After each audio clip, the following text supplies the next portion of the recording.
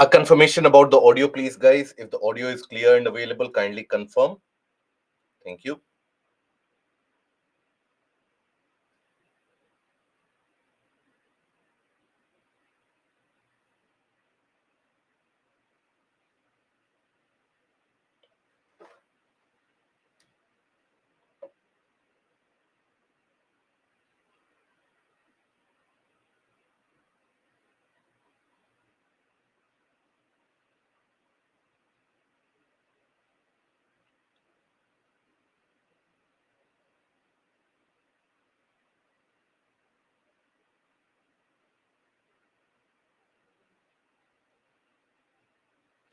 So, hello, a very warm good evening to all of you, and welcome to Baiju's Exam Prep IAS.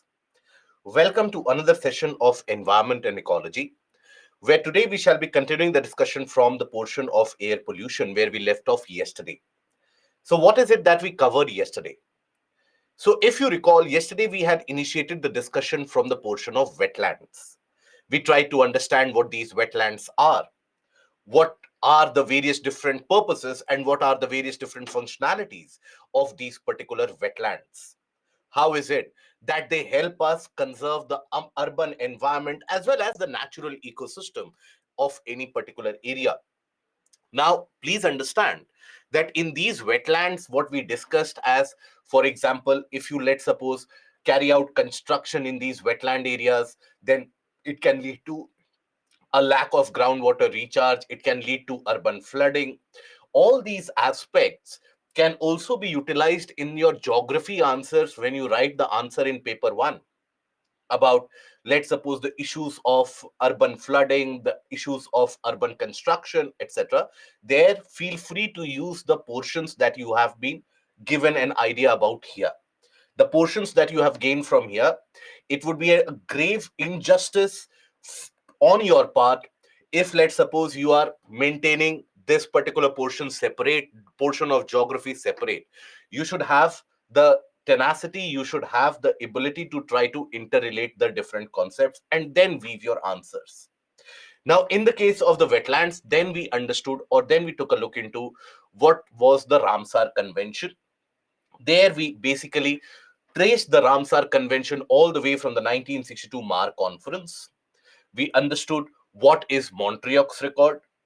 And when we talk about this Ramsar Convention, what are the Ramsar sites? What is the conference of parties for Ramsar Convention? They meet every 3 years. Last meeting was held in Wuhan, in China. Now, there we also looked at what is the wise use principle of the Ramsar Convention. Wise use principle means basically utilizing the various different components or ecosystem services provided by the wetlands, but doing it in a sustainable manner so that there is not significant damage caused. Now, then after that, we looked at the Amrit Dharohar scheme and the various different Ramsar sites that you find in the country. That is something that we looked at with the help of the map. Then we looked at the mangroves. What are these mangroves?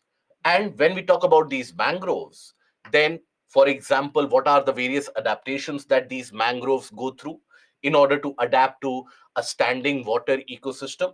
So they go through, or many of them, they form adventitious roots. They go for a viviparous mode of reproduction. Then they have pneumatophores that they have developed. The leaves have got a separate salt secreting glands within them. Then after that, we looked at the various ecosystem services provided by these mangroves, where we observed that these mangroves, from the portion of providing wood to the supporting the wide biodiversity, also helps in significantly storing and capturing carbon dioxide and carbon compounds from the atmosphere. There we also observed that how these regions of mangroves, they are facing a kind of a threat from expansion or extension of agriculture, from wood cutting activities, and also construction activities in the coastline. For the conservation of mangroves, we looked at the portion of the current affairs, where we looked at two of the important initiatives. One of the initiative which was launched by the government in this year's budget, that was the Mishti scheme.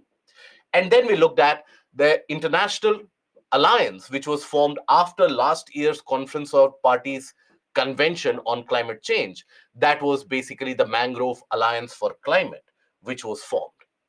Now, after this, we moved on into the marine aquatic systems, where we took a look into the photic zone, aphotic zone, and as well as what do we understand by the benthos and the benthic species. Few of the adaptations that the benthos they carry out in order to survive in the depths of the water. We understood what is the reason behind such a great significant amount of biodiversity in the continental shelf area. Then after that, we moved on to understand about the coral reefs. What do we understand by coral bleaching? Why is it that the corals are referred to as the tropical rainforest of the marine ecosystem? Now, under what conditions does the coral bleaching happen? And we observed the various different threats that the corals face across the world. We also looked at the classification of the corals into warm water corals and also the cold water corals. Then after that, we started looking into the aspect of cryomesh, biorock technology, and these methodologies in order to restore the degraded coral ecosystems in any particular area. If the coral ecosystems are degraded and disintegrated, or in any area, let's suppose the corals have died off, then how do you reintroduce the corals in that region? So we took a look at the biorock tech. We looked at the cryomesh also. Then after that, we moved on to understand the biogeochemical cycles. And biogeochemical cycles is basically where we looked at how is it that the planet recycles the nutrients that is utilized by the living species. Now, the recycling of the nutrients can happen with the help of the atmospheric circulation or the air movement, and that is what we have as the gaseous cycles. So, oxygen cycle, nitrogen cycle, water cycle, carbon cycle, these are all the part of the gaseous cycles. We also observe the fact that when we talk about these gaseous cycles, they are much more efficient and they happen over a very short time window. But then we also have what is known as the sedimentary cycle, for example, phosphorus cycle as well as the sulfur cycle. And in both of them, we observe that it is much of these elements, they get trapped within the rocks and they get trapped for a longer period of time. And it is not very efficient also, but that is how the recycling is done. Then we had proceeded upon the discussion of this portion of pollution, where we had initiated the discussion based upon the sources of pollution, where we talked about the indoor air pollution and also the outdoor air pollution. Now, what is it that we are going to do today? Today, basically, we are going to cover some of the very important topics with respect to your examination. That is basically, we will start slow and steady from the concept of primary and secondary pollutants. Then we will talk about pollutants near the ground surface, for example, the ground level ozone. What is that ground level ozone? How is it produced? Then how is it that that ground level ozone helps to produce photochemical smog, something that you observe in commonality almost amongst all the Indian cities? Photochemical smog is different from your normal smog and fog events that you experience. That is something that we are going to study. Then, after ground level ozone and photochemical smog, we are going to cover the portion why is it that the pollution is much more in the northern part of the country, where we will cover the issues such as stubble burning. Then after that, we are going to cover the portion of ozone layer, the depletion of the ozone layer. Why does that happen? Which is the chemical reaction which actually initiates the depletion? In order to prevent the depletion, you had the Vienna Convention, and that Vienna Convention was followed by the Montreal Protocol. So we will look at the Montreal Protocol also. And then we will take a look at the Kigali Amendment. The Kigali Amendment to the Montreal Protocol basically, again, provides a kind of a futuristic plan in order to repair the ozone hole. And we will also look into the fact that how the ozone layer is getting repaired. After that, we are going to move into the portion of water and land and noise pollution. And that is going to be our coverage. Okay. Now, let us initiate the discussion with the portion of these air pollutants, where we talk about the primary and secondary air pollutants. Now, when we talk about air pollutants, let's suppose you have the case of an automobile, a vehicle which is moving on the road, right? All of us, we move on the roads. All of us, we have witnessed the roads from our roads from our childhood days. where I'm sure all of you would be able to associate with those kind of images, where you have a dingy, rickety vehicle moving along the road, emitting much more smoke than even an industry can generate, right? So let's suppose one of these old, dingy vehicles is moving on the road and it is emitting that black smoke consisting of nitrogen oxides, consisting of carbon dioxide, carbon monoxide, consisting of, let's suppose, sulfur dioxide, lead, benzene, etc. Now, all of that basically is emitted directly by the vehicle. It is directly emitted by the source of pollution. So, those kind of pollutants, they come into the category of primary pollutants, being emitted directly from the source. But then, let's suppose these vehicles, they release the some of the gases, such as nitrous oxide, nitrogen oxide, dioxide, etc. They end up reacting with the atmospheric oxygen. They end up forming ozone. Let's suppose, or let's suppose that nitrous oxide or nitrogen dioxide, it reacts and it ends up forming, let's suppose, nitric acid. Sulfur dioxide reacts with water to form sulfuric acid.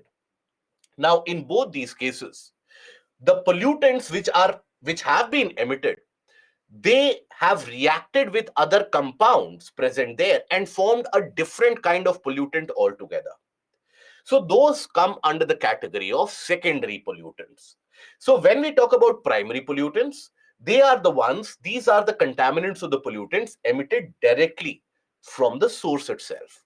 When we talk about secondary pollutants, these are the ones where many of the primary pollutants, they combine with each other, they stay in the same region for a long time, they react with each other, and then eventually they generate another different kind of a compound, that is a secondary pollutant, right?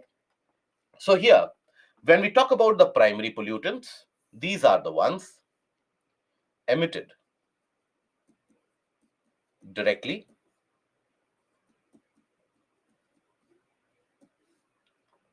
from source. Example,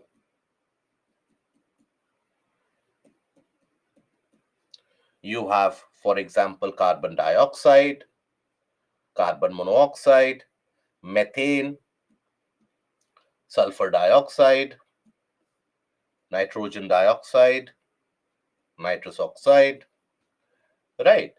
Then, for example, you have particulate matter,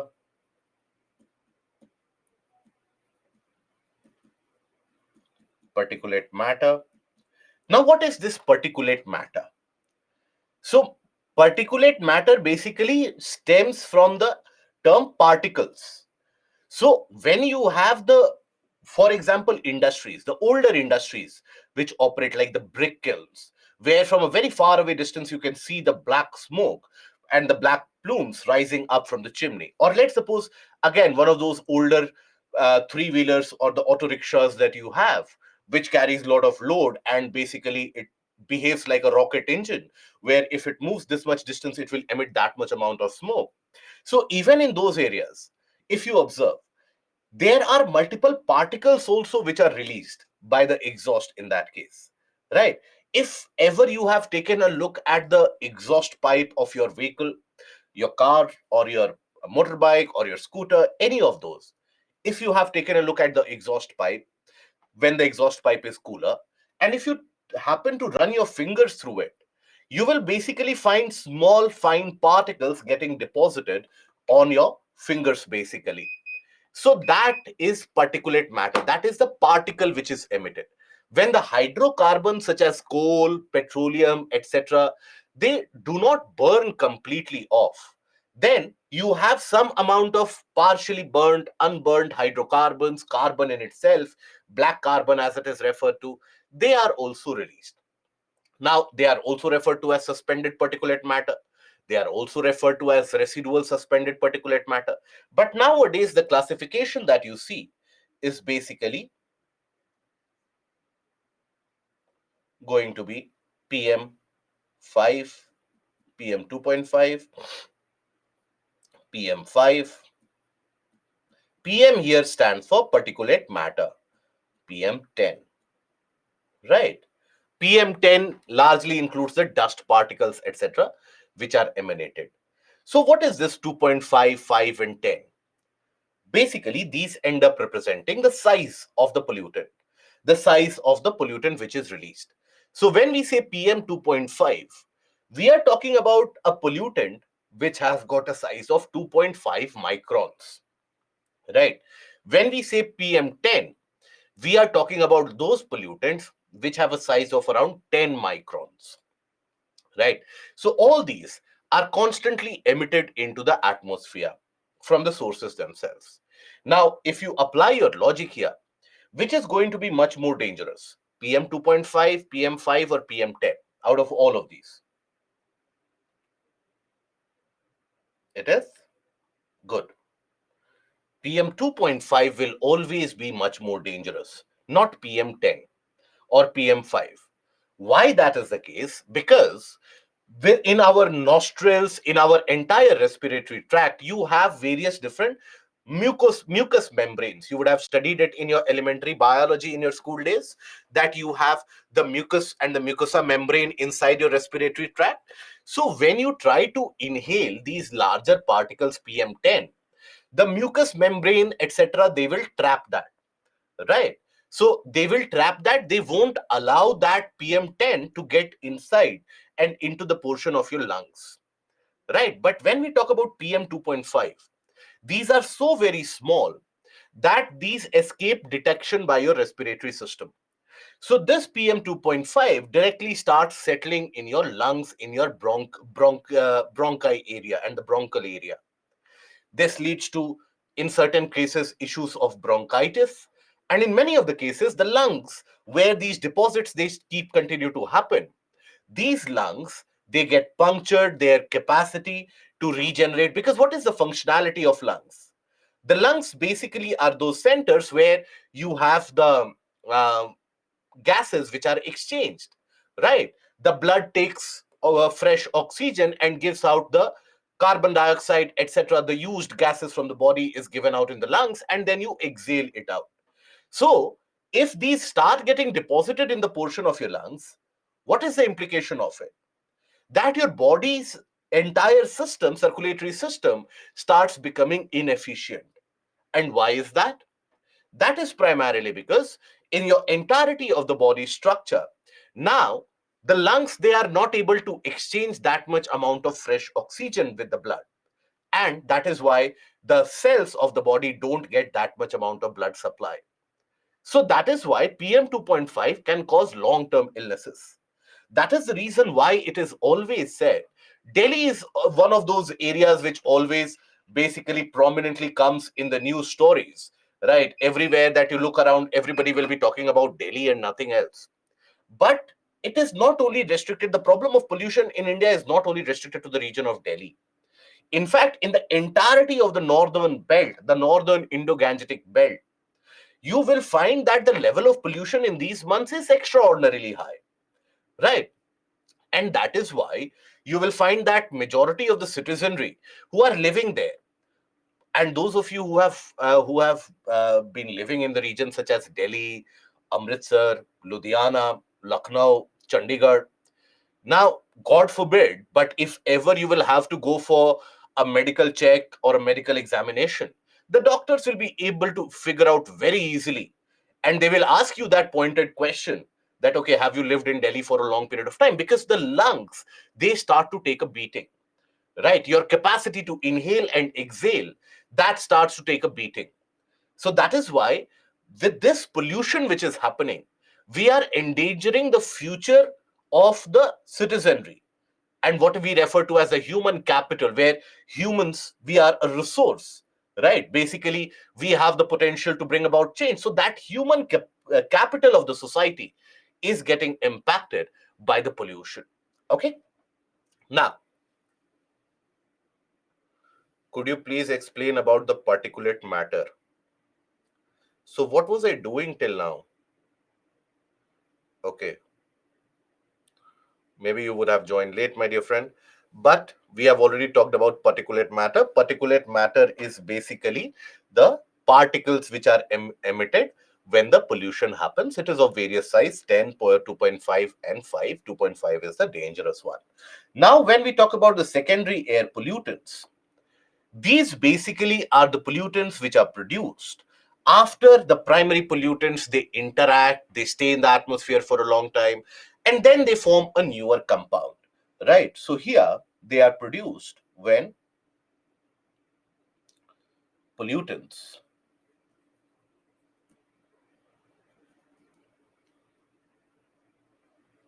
emitted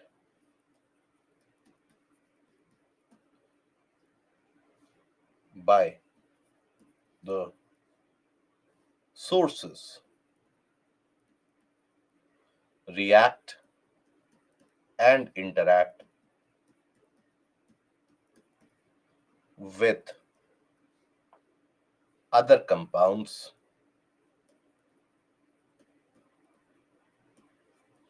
to produce newer pollutants.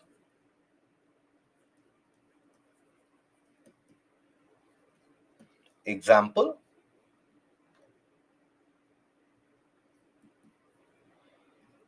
you will have nitric acid, sulfuric acid, then you also have, for example, ozone, right, etc. Okay, by the way, before I forget, an announcement for everyone that in this evening environment batch, the last session is, I hope you are aware of the concept that we have initiated the doubt clearing session. So the last session, which is scheduled on next Thursday, will be your doubt clearing session. So in order to make up for that, we will have an extra session this Saturday in the evening. In the same time, we will have an extra session on this Saturday.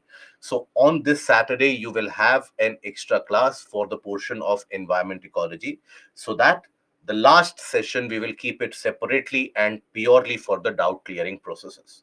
Okay, the same timing will be there. You will have received the notification, and before you have another question that you shoot out, what is the time, when is the time, which Saturday are you talking about, this year or next year, is it for environment ecology, etc. Again, listen to this carefully. This Saturday, that is on 2nd, in the evening 5 to 8:30, we will have an environment session. Okay, and that will be in order to finish our syllabus slightly before time, so that the last session can be taken up purely for doubt solving. Okay, I hope there is no particular doubt in that. Okay, please undertake email doubts firstly. Vivek, yesterday also you had sent a mail that written the message that I have sent an email. Send a reminder for that, Vivek. I have not been able to find your things. Okay, then I will take the email. But rather the but I hope we are aware that in the doubt session, I hope everybody is aware that that doubt session won't be a randomized fish market of sorting. You are required to send mails to us. I think that is what Vivek is alluring to. So you have to send a mail to us at IS Live with a subject heading about the doubt clearing session. Well, basically, as we move ahead, it will be clarified to you, and then after that, those particular questions will be taken up first. Right after those complete questions are exhausted, then if we have the scope, we'll take up any other question if possible. Okay, right? Okay, send a reminder over, Anurag. Understand, guys, on a daily basis we get around 100 students, they send a mail, so there are chances that few of the mails they basically get ignored, but it is not intentional. Kindly send a reminder. If we, Chandrasekhar, if we cutting the plant after we feel certain bit of smell, that is pain of plant smell, and give signaling around the plant. If we cutting the plant after we feel certain bit of smell, that is pain of plant smell, and give signaling around the plant, how it is possible? So basically, Chandrasekhar, what you are talking about is the fact that the plants when basically they are cut up. So I have not followed this latest news article, but in fact, if you even take a look at the earlier findings done in the 50s and 60s, where you had JC Bose, etc., when they carried out the finding to indicate that the plants actually had or responded to various different stimuli. So this has been a research going on for a long period of time to find out whether the plants also they have the feelings or not. And in fact, if you follow the story of evolution, I'm sure, but the problem is that in our childhood days, where in the school we are not taught about evolution a lot, we are not taught about Charles Darwin's theory of natural selection a lot. But basically, when we talk about the theory of evolution, you will find out that the plants themselves, they are very, very responsive to the outside stimuli. They feel the pain also, and they feel the hostility around them also, and that is when they basically react to it. As I told you, for many hundreds of millions of years, the planet was having the plants, but these plants could not grow further. You had microscopic leaves which were present. The moment these plants, all of them, they realized that there is not that much of a threat, that is when they started growing. Right there you had evolution of lignin, and the plants, they started growing taller and taller. So always there has been this research ever since the time of JC Bose. There has been the research about it. But then if you are alluring to a particular news article, the Hindu analysis about green leaf volatility will follow it up. Okay, and when we cut plant, a chemical compound is released known as green leaf volatile, which is the smell we sense. Yes, that is the case. And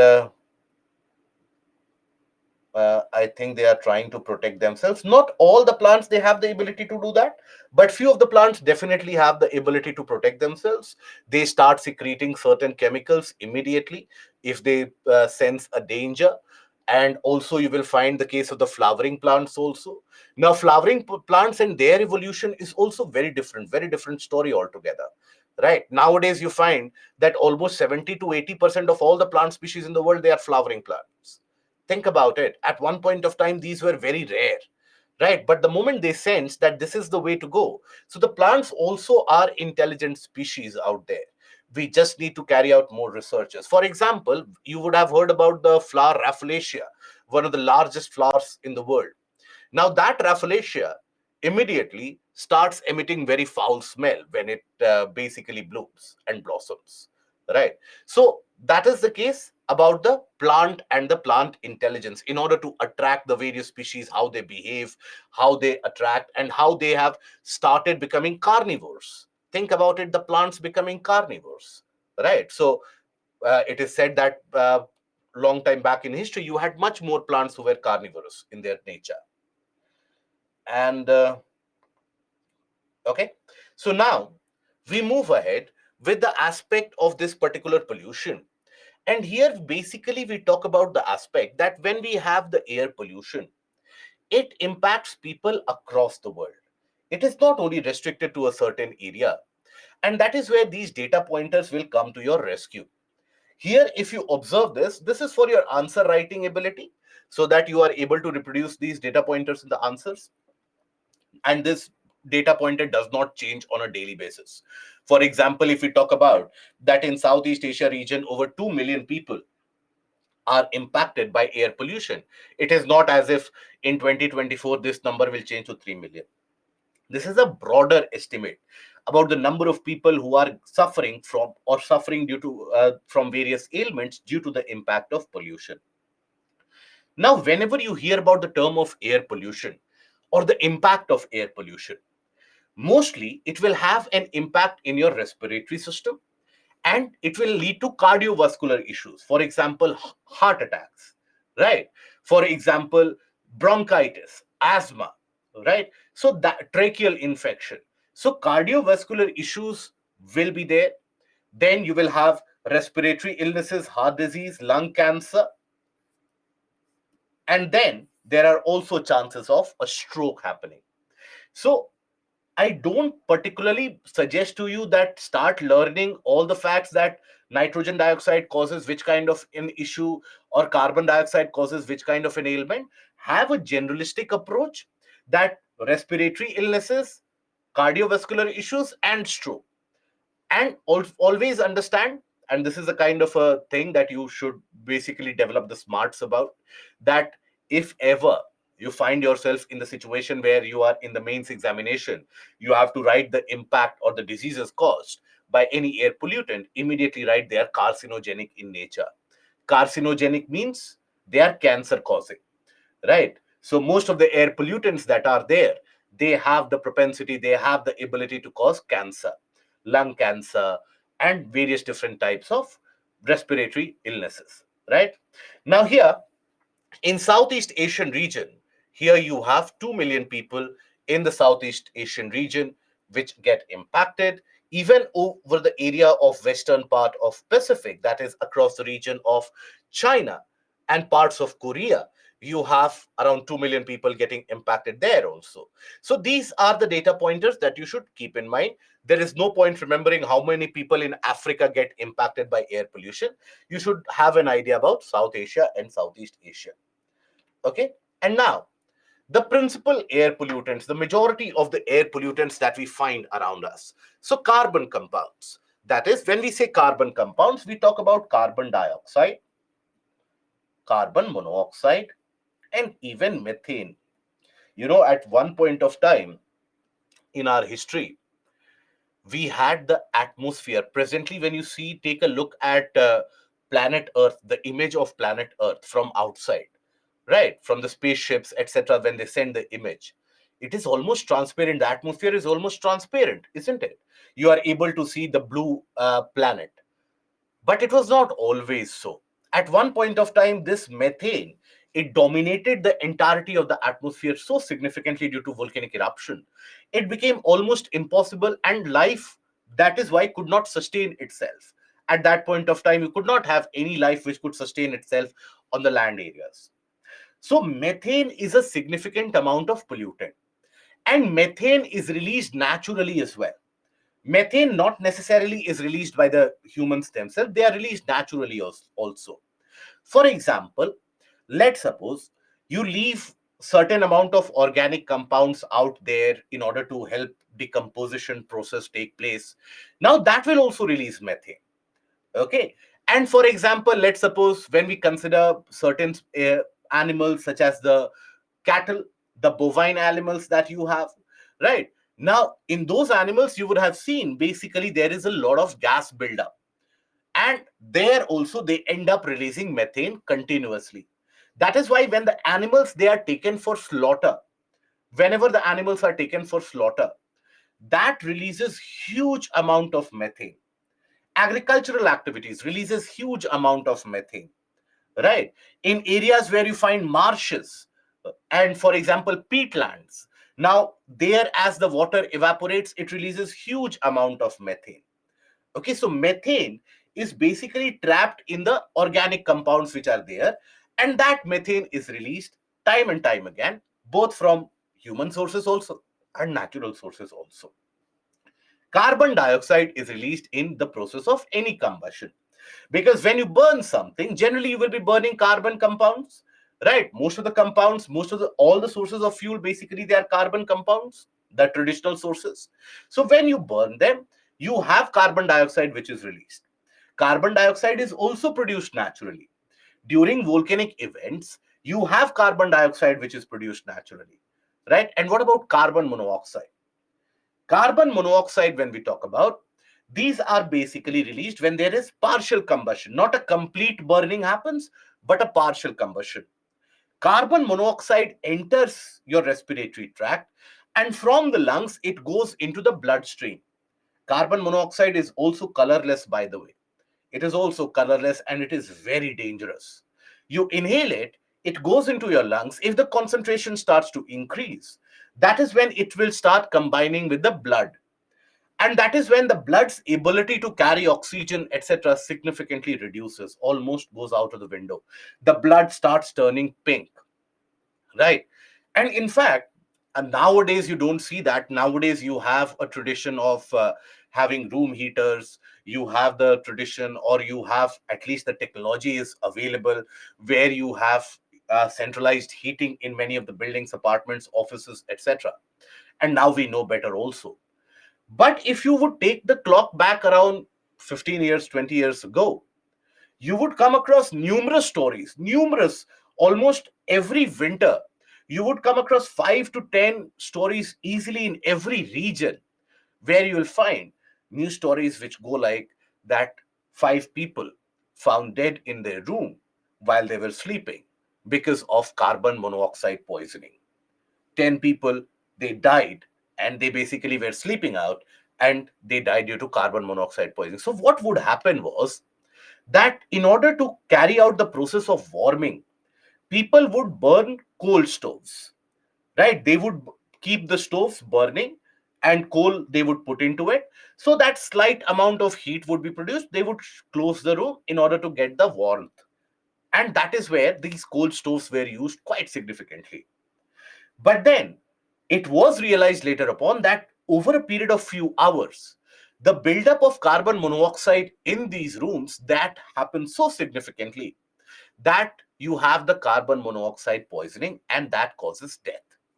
Now, when you go out into the open, and when you have these vehicular emissions, etc., or in fact, anywhere that you see something burning, right?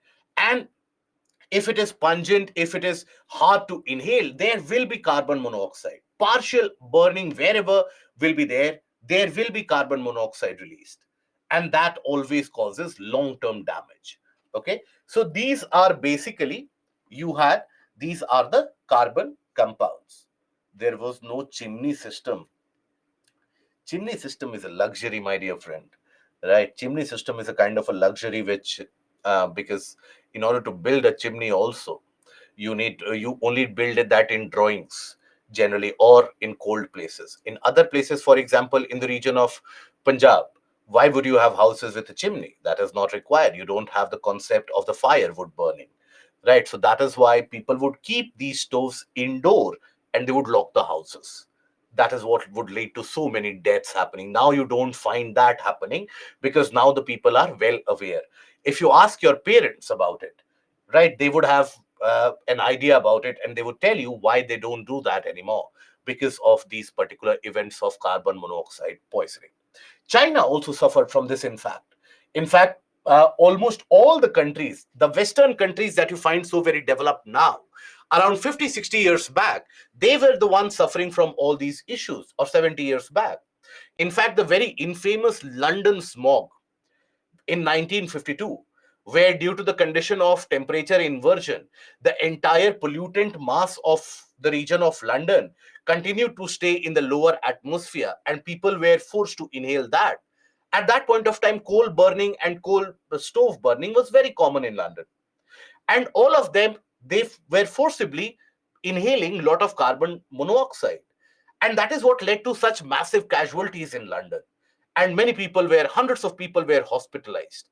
So that monoxide poisoning is not new to any particular part. It is something which is a part and parcel of every country's journey you will take a look into.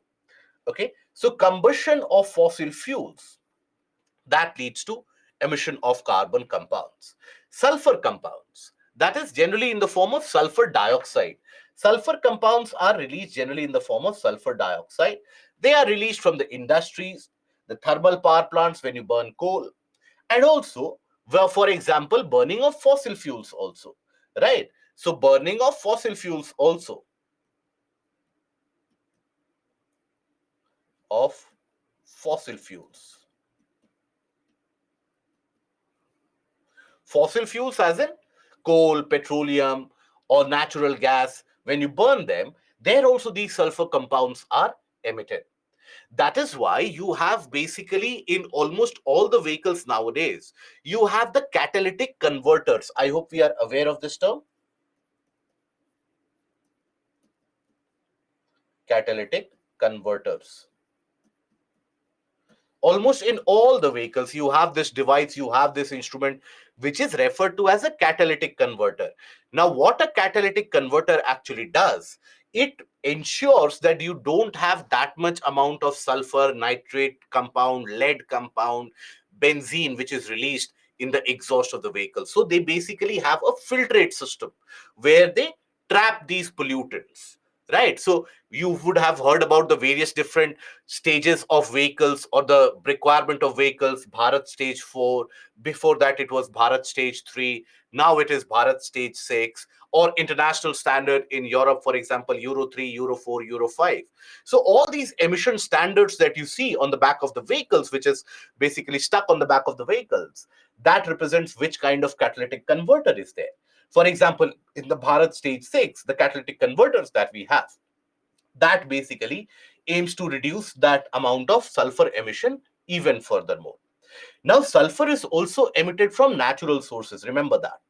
Sulfur is emitted from the natural sources such as volcanic eruption, and also is released by the microbes. You have many microbes which end up releasing dimethyl sulfide, for example, DMS, as it is known as. So that also leads to the discharge of sulfur into the atmosphere. It is this sulfur dioxide, by the way, which stays up in the atmosphere. It interacts with the water droplets of the rain, forms sulfuric acid, and that is what we call as acid rain. We will cover that acid rain portion also. Then we talk about the nitrogen oxides. Nitrogen oxides are of different types. So you have most common amongst them nitrogen dioxide and N2O. Right. So these are released from the automobiles, power plants, industries, agricultural activities, all of them. They release these nitrogenous compounds. They also cause the same issues of cardiovascular problems and also respiratory illnesses. Now, ozone. Now, ozone is an example of a secondary pollutant. By the way, we are not talking about the ozone that you see in the stratosphere. That is regarded as a good ozone. We are talking about the ozone which is produced near the ground surface. That is significantly harmful, right? If you end up inhaling ozone, that is very harmful because of the reactions that it can undertake. So that ozone is a secondary pollutant which is largely produced due to human activities. We'll take a look at the ground level ozone, what it is. Then you have fluorocarbons, right? For example, CFCs, HCFCs, chlorofluorocarbon, hydrochlorofluorocarbon, bromochlorofluorocarbon. So then you have HFC themselves. So all of them are also pollutants. So basically, earlier you had all the refrigeration units, all the air conditioning units, the cold storage systems, the freezing systems, all of them, they would use these fluorocarbons as coolants. Even in fire extinguishers, you had the fluorochlorocarbons which were used as a kind of a coolant, and in this case of fire extinguisher, as a solvent. Now, as a consequence of that, these fluorocarbons, they, when you inhale it, obviously they will be poisonous, but they have the ability to stay in the atmosphere for a very long period of time without getting impacted. And that is when, with the air circulation, they carry on and they are carried to the region of stratosphere. And these fluorocarbons, they interact with the ozone, they break the ozone molecule, and this is responsible for the creation of a large ozone hole also. Okay. And then particulate matter, we have discussed. Particulate matter we have discussed are of two types, three types rather: PM2.5, PM5, and PM10. Now, amongst those particulate matter in the category of PM2.5, in the category of PM2.5, you have one of those particulate matter which we refer to as black carbon. Black carbon, most of you would have experienced black carbon or would have seen black carbon. Basically, if you have ever seen an oil lamp in your childhood days, where by kerosene, burning of kerosene, you basically light up a lamp. I don't know how many of you have seen that, but in those cases, where if you would have kept your hand or the palm above that oil lamp, you had black deposits. It would be as if the hand has gone black, but if you rub it, then it will come off. So you had, that means it had very fine particles. So that was black carbon. If you burn, for example, paper, a lot of paper near maybe a wall, your wall starts blackening. You would have noticed that the wall starts blackening in an area. Now, if you rub that with a kind of a fine piece of cloth or a wet cloth, you'll find that the cloth basically accumulates that black portion. That is your black carbon. Black carbon, etc. This also comes under the category of short-lived climate pollutants. Means they don't have the ability to stay in the atmosphere for a long time. They will get deposited on some or the other surface within 2 to 3 weeks at max. They will get deposited somewhere or the other, right? That is why in areas, for example, if ever you have been to uh, well, now you don't need to go into the coal regions and the coal mining areas to experience black carbon. Any of the urban cities, you leave a good outside, any of your items you leave outside the door for some days or a few days, maybe 10 days, you will observe a kind of a blackish deposit on them, right? Majority of the Indian cities are going through that phase. That is your black carbon. We have been so capable and we are so very industrious in nature. The mighty Himalayas, the formation of which in itself is a kind of a mighty miracle, which has influenced life in this subcontinent beyond reckoning. We should be proud that we have made black carbon deposits all over the region of the Himalayas now. Now that those Himalayan ranges, they have these black carbon deposits. Can you think about the irony of it all? Now, as a consequence of that, what has happened is that on these ice masses, once you have this black deposit, what happens is they start absorbing more heat. Ice is very white, right? So it has got reflective nature. So that is why ice normally absorbs very little amount of heat. Hence, it remains frozen. But then, when you deposit black carbon on top of that, ice is no longer white anymore. It becomes dark brownish to black. That means it starts absorbing sunlight. And what it leads to? Melting of ice. So the melting of the Himalayan glaciers and the snow in the region of Himalayas can also be attributed to the black carbon deposits that we are polluting the air, and the air circulation is carrying those black carbon in those areas. So what is the remedy of this? Where is that black carbon getting released from? Again, the next time that you venture out on the road, remember those old vehicles. Look at those old vehicles. Look at the black smoke that they emit. For every meter that they move, they emit 1 ton of smoke almost, right? So that is your black carbon. The over the industries that you see the black smoke emitting, that is your black carbon. So that black carbon gets emitted from the industrial source, from your transportation sector, from the older power plants also. Many of the power plants have been so very old and they continue to function almost with impurity. So that is where the black carbon is coming from, and it is very, very dangerous. And those of you who have been born, brought up, and raised in a coal mining area, well, you would have experienced black carbon like no one else. Basically, in the coal mining area, in the region of coal mines, if you go through or walk through the entire area with any kind of shirt, any kind of a cloth, by evening time, you will have that blackish tinge on the cloth. So that is how prominent black carbon is. That is why in the earlier mining towns, now you have protective instruments, etc. In earlier mining towns, for example, in the portion of Western Europe, in the portion of United States, the average life expectancy of people living in these mining areas and the mining workers used to be around 30 years, 32 years. That is it, right? Because they would continuously be inhaling that black carbon, particles of that carbon, coal, etc., and they would suffer from black lung disease, where the lungs would get punctured eventually, and you had you basically had people dying from respiratory illnesses at a very young age. That is due to this reason many of the mining towns in Western Europe, in US, have been abandoned prematurely, because so many deaths would happen.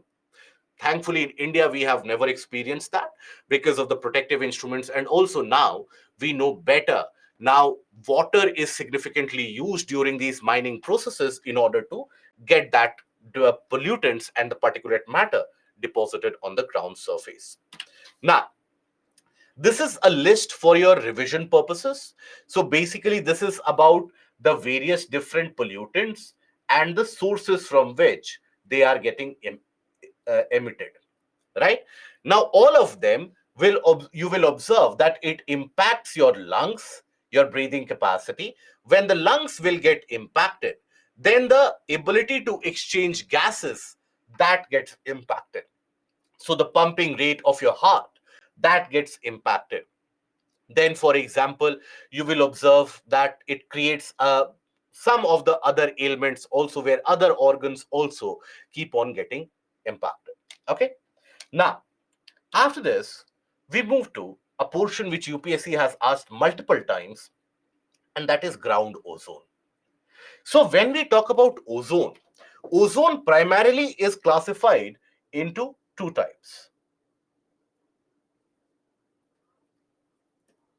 That is good ozone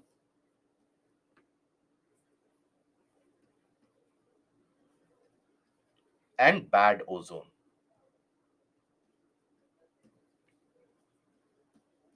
What is ozone, by the way? Ozone is O3. Three atoms of oxygen, they combine to form ozone.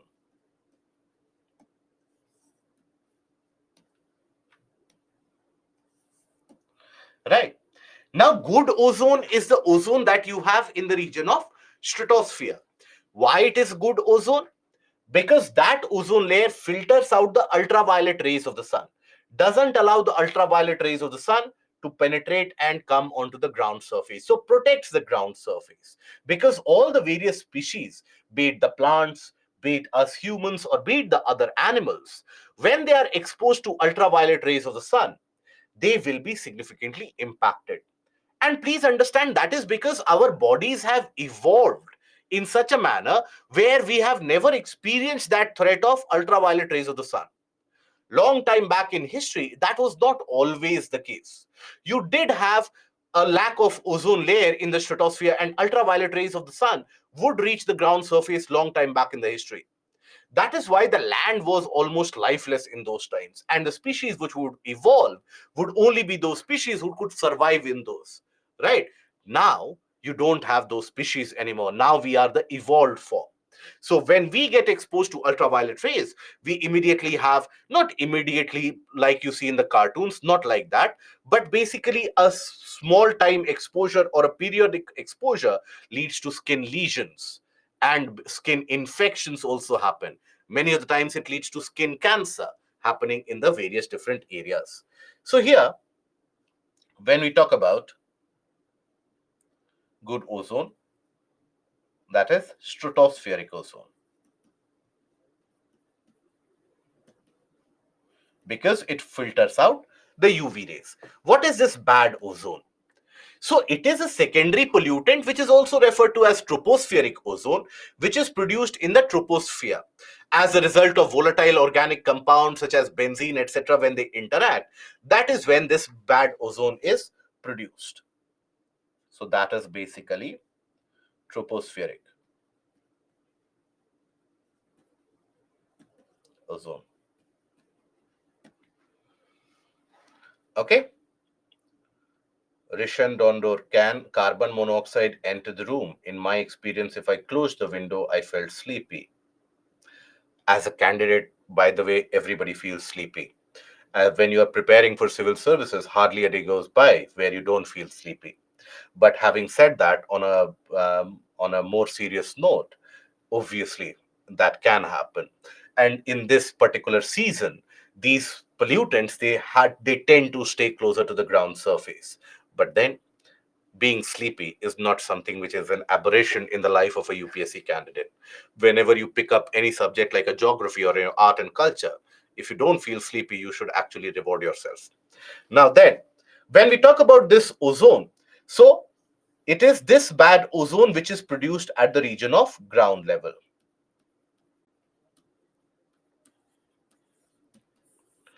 And it is a secondary kind of a pollutant. So, how is that produced?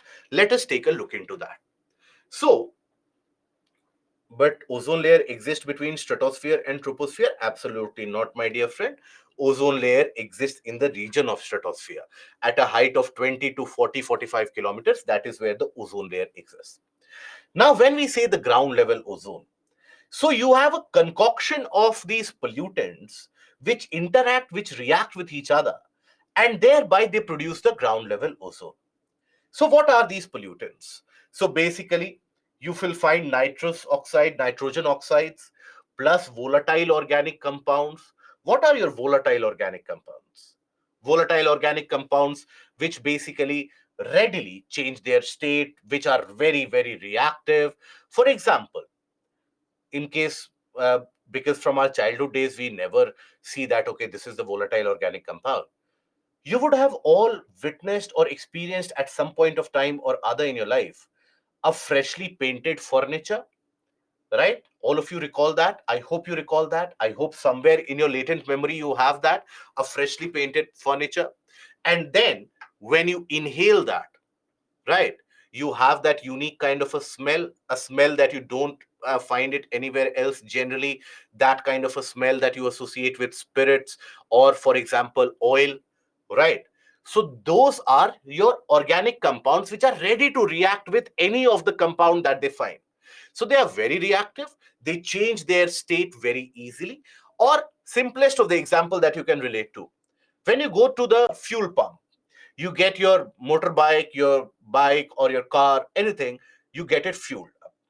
Now, in that fuel pump itself, now, even if you enter there and you are not directly in contact with that, you have a unique smell in the petrol pump or the fuel pump or the gas station. Not gas station so much, but the petrol pumps. Now, where is that smell coming from? If petroleum diesel is liquid, where is that smell coming from? Have you thought about it? So within that, or in that crude oil or in that petroleum, you also have compounds which readily vaporize, evaporate, and then they persist in the atmosphere. They can react readily with any particular compound in the atmosphere, right? So you have basically fumes which get emitted if you leave petroleum outside or kerosene oil outside. Now you would have observed that even if it is a liquid, you'll be able to smell it from far away. Why? Because you have many of the compounds which basically immediately they tend to evaporate, because that is how eager these compounds are to change their state. They can change their state almost immediately. That is why the term volatile. Organic, why? Because they have the carbohydrate structure present in them. They basically also have the benzene ring structure present. That is why the organic compound is referred to. So, these nitrous oxide or nitrogen oxides, they react with the volatile organic compounds that are produced by us humans, by, let's suppose, these paintings or these turpentine finishes that you give on the furniture from the fuel effervescence that comes out. Now they react in the presence of heat and sunlight, they react, and then they produce ozone as a resultant of it. So that is basically your ground level ozone. This ozone that you observe, this particular ozone that you observe is produced on the ground level, on the ground. Okay. So this is the bad ozone, is not emitted directly into the air, but is created by the chemical reactions between nitrogen oxides and volatile organic compounds in the presence of heat and sunlight. So this is a must, right? That heat and sunlight is a must.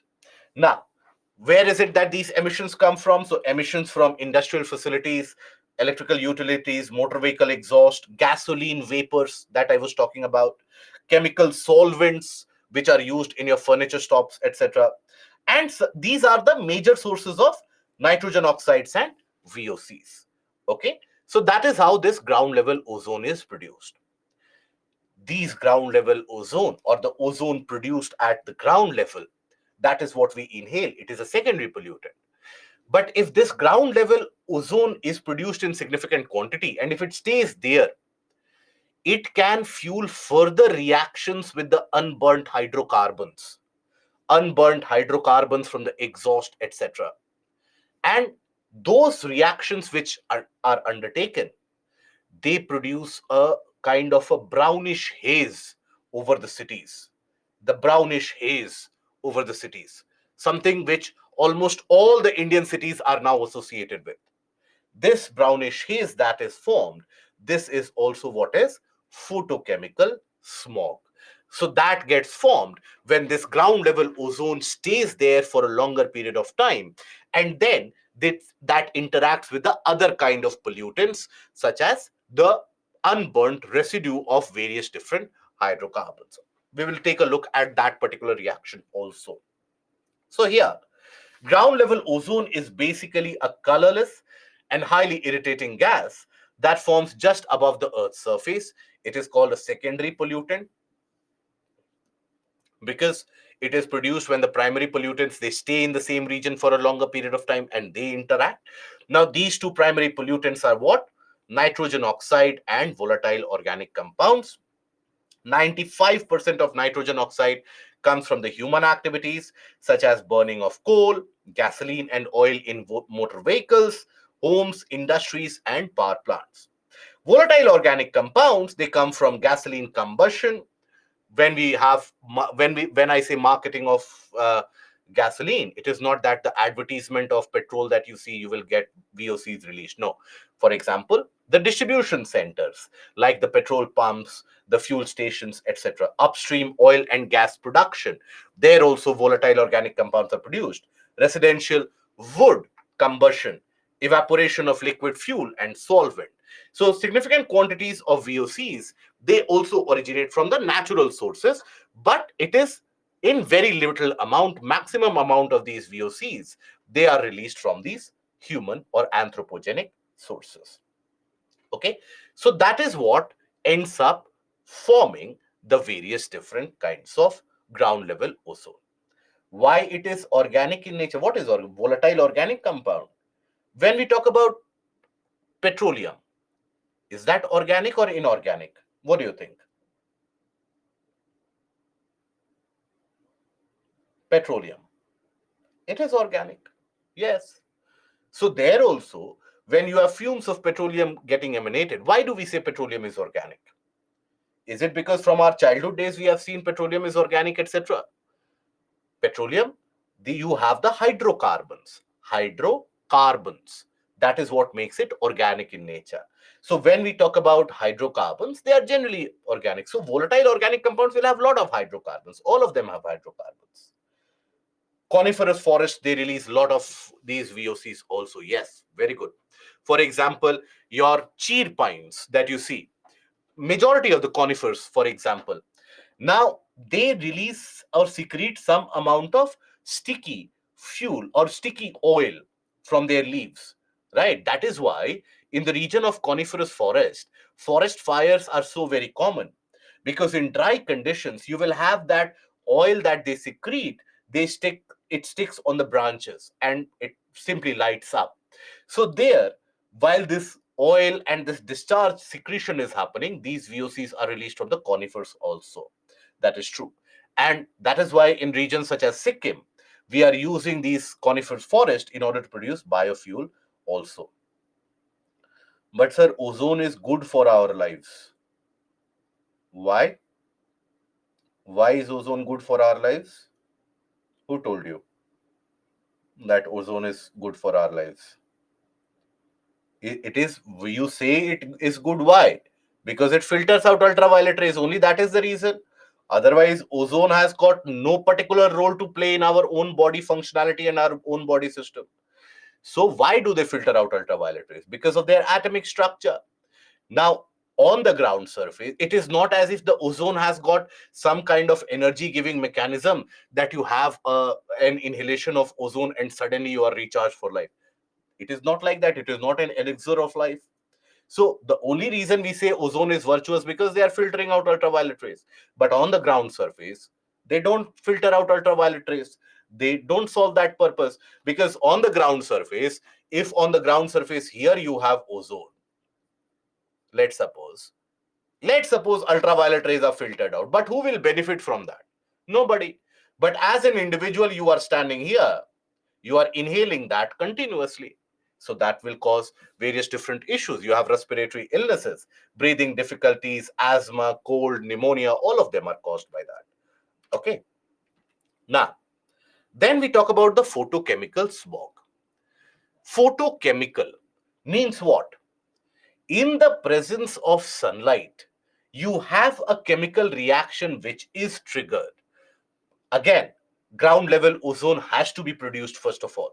So you have various contaminants which produce not only the ground level ozone, but that also goes ahead to react significantly to produce a chemical compound which creates that brownish haze above the regions. And that is the compound that we are talking about is PAN. What is this PAN? Peroxy acetyl nitrate.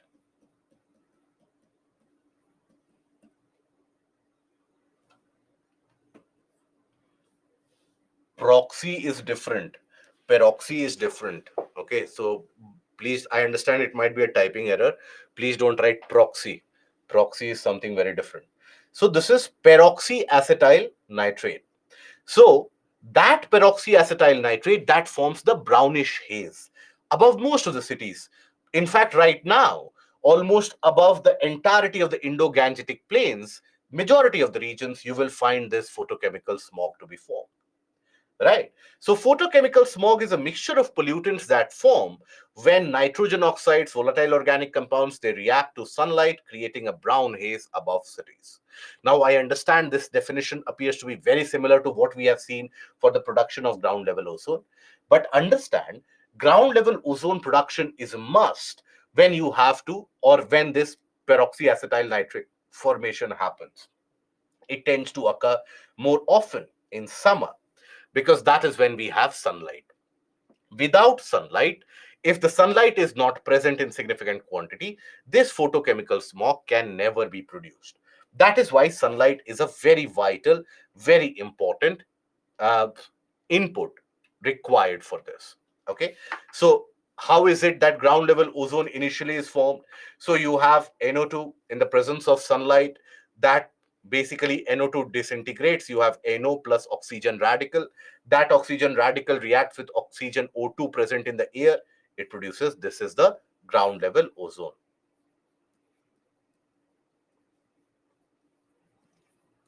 Ozone. Now, this ground level ozone that forms when this nitrogen dioxide reacts with the hydrocarbons, the residual hydrocarbons, unburnt, partial burnt residue hydrocarbons. When they react, they form PAN, peroxyacetyl nitrate. This is your PAN.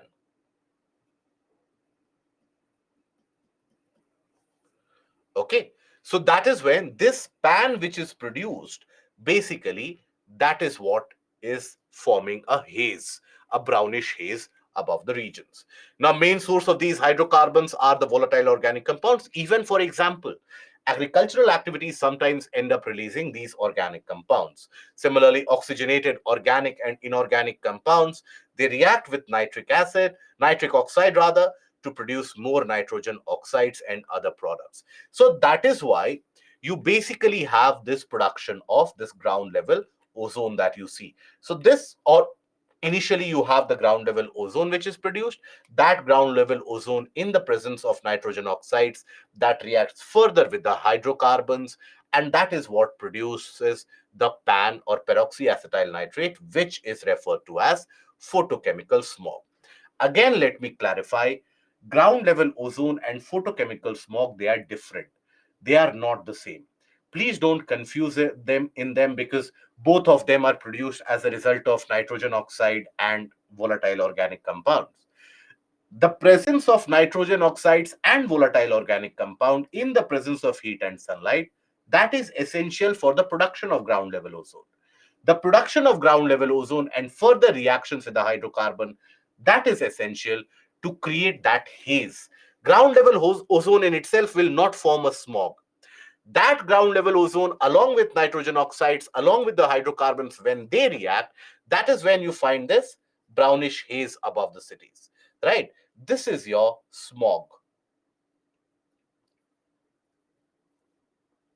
chemical smog. Okay, that is the portion of your photochemical smog. So it is different from your ground level ozone.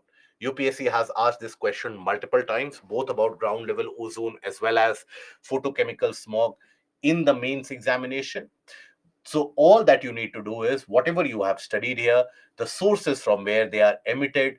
Maybe if you are able to recall any of the reactions, fair enough. Even if you are not able to recall the reactions, just talk about what is that peroxyacetyl nitrate, what is the ground level ozone, why that reaction takes place, presence of sunlight is a must. That is more than sufficient.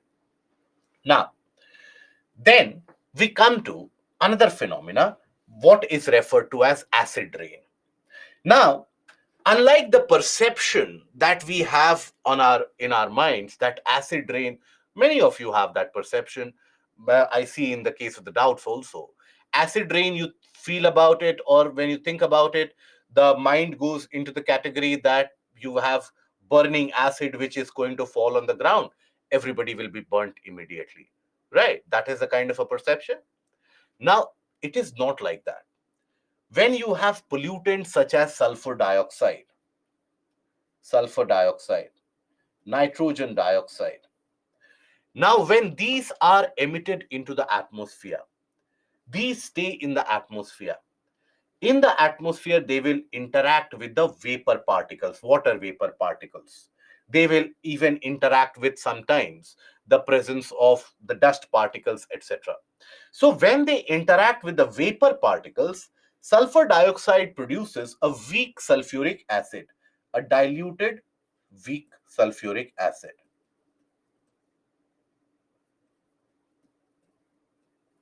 Right?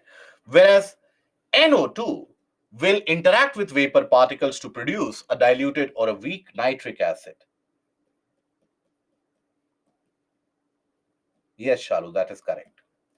So they will react to form the nitric acid. Now, these small particles of sulfuric acid, these small particles of nitric acid, they stay in the atmosphere because they are very small, they are light also. Sometimes what you have is the movement of the wind. That movement of the wind creates a situation where these diluted sulfuric acid particles, these diluted nitric acid particles, they get deposited due to the movement of the wind. Those are referred to as a dry deposit of acid rain. Sometimes what happens is that raindrops, they combine with them and then they fall on the surface. So that is the typical wet acid rain that you encounter. Now, by the way, it is again why I keep on harping back to the process of evolution is because we need to be very appreciative of the fact that we humans, we think so presumptively that everything is our own creation. Earth, the entire planet, has experienced acid rain for many millions of years before also. And many of the life forms, you had one of the phases where almost all the plants, they died because of this acid rain which happened. And at that point of time, where did these contaminants come from? Both of them were produced from volcanic eruptions, right? And also plant residues, etc. So you had a phase where you had a prolonged acid rain happening. And this was prior to the evolution of dinosaurs, prior to the Triassic age. Now, at that point of time, immediately all the plants in that region, they died. You had the growth of fungal species at that point of time once the acid rain abated. At that point of time, many of these plants, they started forming those deposits. The dead plants rather, they started forming those deposits. Because you know what happened was that the planet went through a phase of a couple of million years where initially you had acid rain, and then after that, followed by that, you had continuous amount of rainfall for a couple of million years. As a consequence of that, you had such a widespread flooding event across the land areas that many of these dead plants, they got piled up and there were further deposits on top of them. Those deposits, they solidified. And today, what are those deposits known as? coal. So that is how, in many of the areas, coal formation was also initiated. But that is how the acid rain basically behaves. Now, in India, various different regions have experienced acid rain. One of the prime example of this, or the impact of acid rain, was the yellowing of Taj Mahal. Again, many of you would be very, very young to recall that, about the entire fiasco which happened around the yellowing of Taj Mahal. But basically, and not such a long time back, had the Supreme Court not intervened, we had the capacity to destroy what Shah Jahan created in 22 long years. So it was found out that the Taj Mahal obviously is one of the most significantly beautiful architectural marvels, right? White marble is one of those prime qualities of the Taj, where it has got reflective properties under full moonlight, etc. So Taj was also always known for that. Now, at the time when it was being constructed, little was Shah Jahan, the innocent king, if you want to call him that, little was he aware about the fact that hundreds of years later, across the river Yamuna, across the other side of the Taj Mahal, the government would give permission to open brick kilns. Many of the industries started operating on the other side of river Yamuna. On one bank of river Yamuna, you have the Taj. On the other side of Yamuna, the state government had given the permit to open up many of the brick kilns, many of the small industries. Large industries, they are always regulated. Everybody has their attention on the large industries, that if they flout the norms, we will put them in jail immediately. Everybody, from common public to the government also. But it is these small industries which operate without regulation which create the pollution. So think about it. Not many people would have had that kind of a thinking, or that kind of a flaunting ability, where they could flaunt that, from my office space, I can see the Taj Mahal in a walking distance. These industries did operate for a long period of time. This was another case of the industrialist politician nexus that is very well known for in the entirety of the parts of the country. Now, that is when the Taj started becoming yellow. The white marble, they started getting yellow. Because this sulfuric acid in itself has got a yellowish nature. They would start getting deposited on them. Many of them would corrode the marble also. Thankfully, the Supreme Court stepped in, and Supreme Court immediately ordered the shutdown of the industries. Now that created a political furor also. Many people on the ground, they opposed that, but that shutting down the industries, you are killing the livelihoods. What is this? But thankfully, the Taj recovered from that. We had to replace almost many of the marbles in the various different minarets, but then it has recovered substantially now. So if you take a look at the Taj maybe 20 years back, and if you take a look at Taj today, it is very different picture. It is a different matter altogether that the region of Agra even today experiences so significant amount of pollution and smog that you have periodic maintenance which are needed to be carried out. Now, after this, we come to the aspect of this acid rain in detail. It is defined as rain, fog, sleet, or snow that is acidic by pollutants in the air. Mostly they emit nitrogen oxides and sulfur dioxides. Now, acidity, basically, when the pH value of any compound is less than 7, we refer to it as acidity. So here, rainwater is slightly acidic with a pH range of 5.3 to 6. Now, when these gases, they react with water molecules and oxygen in the atmosphere, mildly acidic sulfuric and nitric acid are formed. So you have two types of them: wet deposit. When they combine, when these particular acid particles or droplets, they combine with the raindrops, that is when we call it as wet deposition. Right. So here, when you have uh, sulfuric and nitric acid particles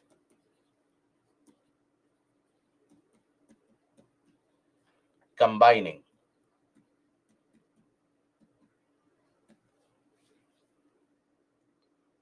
with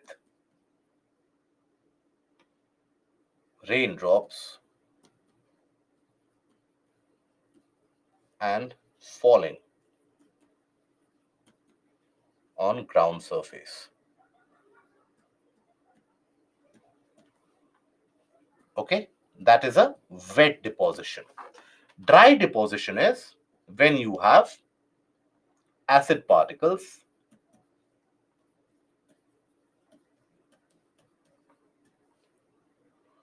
formed or carried by the wind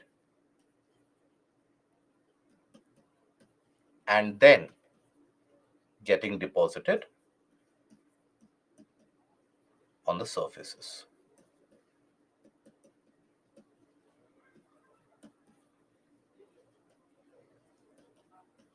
Okay, that is how acid rain gets created, or that is what we know as acid rain. So here is a kind of a schematic image. So here, if you observe this carefully, so initially you have nitric oxide, which is released, nitrous oxide, nitrogen dioxide, which is released from the vehicles, industries. Sulfur dioxide is also released. Now they interact with the water vapor oxygen to form H2SO4, sulfuric acid, and nitric acid. Now, this sulfuric acid and nitric acid, they sometimes are carried over by the wind, right? And thereby, you have windborne ammonia gas and some soil particles partially, they neutralize the acid. But sometimes, these acidic particles, they interact with the dust particles and the molecules present in the air. They form small particulate matter and they are carried by the wind and they are deposited on the surface. They can also be deposited on the ground surface.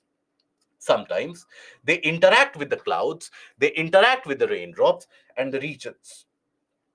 They receive that acid rain. So this is your acid rain.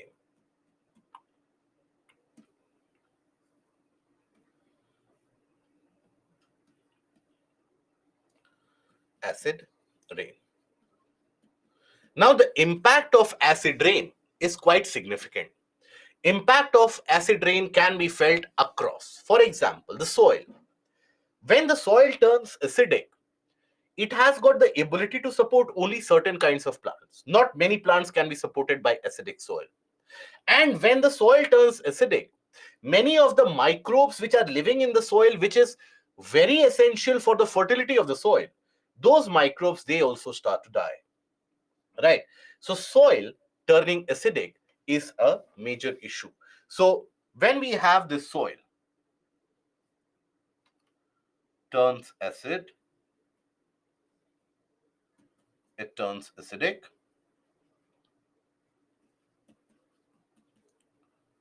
It can support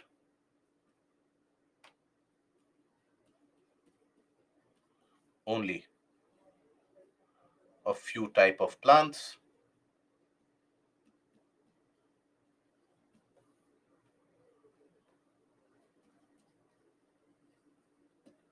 Okay, many microbes in the soil die. As a consequence, making the soil infertile.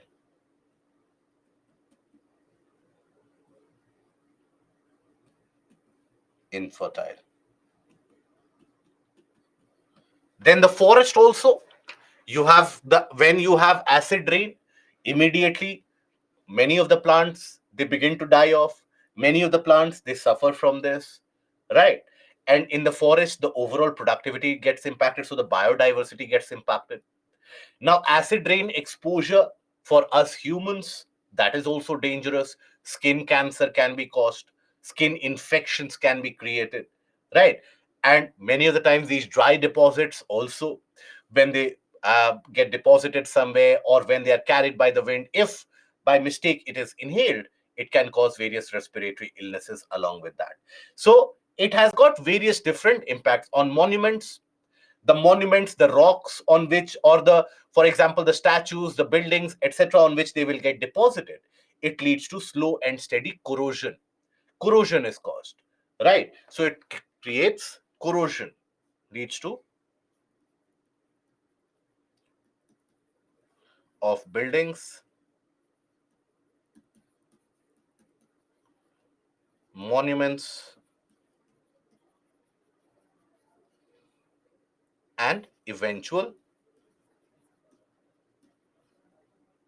weathering and breakage. In the aftermath of, in fact, when you had the entire crisis in the eastern region of Europe during the late 80s and the early 90s, right? There also during the warfare, so much amount of pollution was caused, and the industries also were, many of the fossil fuel based industries were situated in the region of Eastern Europe. That Eastern Europe suffered significantly from acid rain in the early 90s, very significantly, right? Now, over a period of time, as they have went over to a kind of an economic a kind of a well performing condition or a kind of a sustainable condition, now that much amount of pollution is not caused. So now you don't have that much amount of impact or acid rain events which are felt. But not long time back, the entirety of the region of Europe, the entirety of the region of North America, they would not entirety of North America, but certain pockets around the US Canada border on the eastern side, around the region of the Great Lakes, and also in the region of Western Europe in particular, these acid rain phenomena would be quite prominent. In India, acid rain and the dry deposits have been very common because in India we don't have that much amount of rainfall. India will receive less amount of rainfall throughout the year. In Kerala, however, there have been instances of multiple reported instances of the acid rain, wet deposit of that acid rain. In northern part of the country, the Indo-Gangetic plains generally, because you have so much amount of dust particles emanated into the sky, so you have these acidic particles which get deposited as a form of dry deposit. Okay, so that is about acid rain. Now we come to the famed topic and the most innocent topic of it all, pollution in northern India.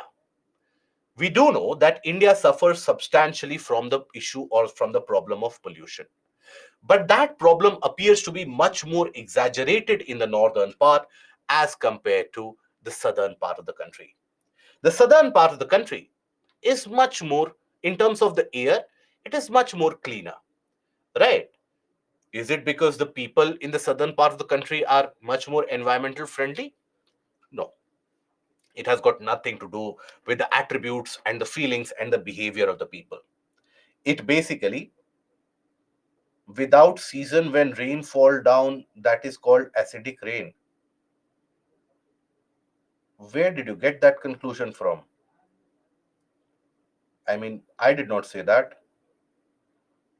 So no, that is not acid rain.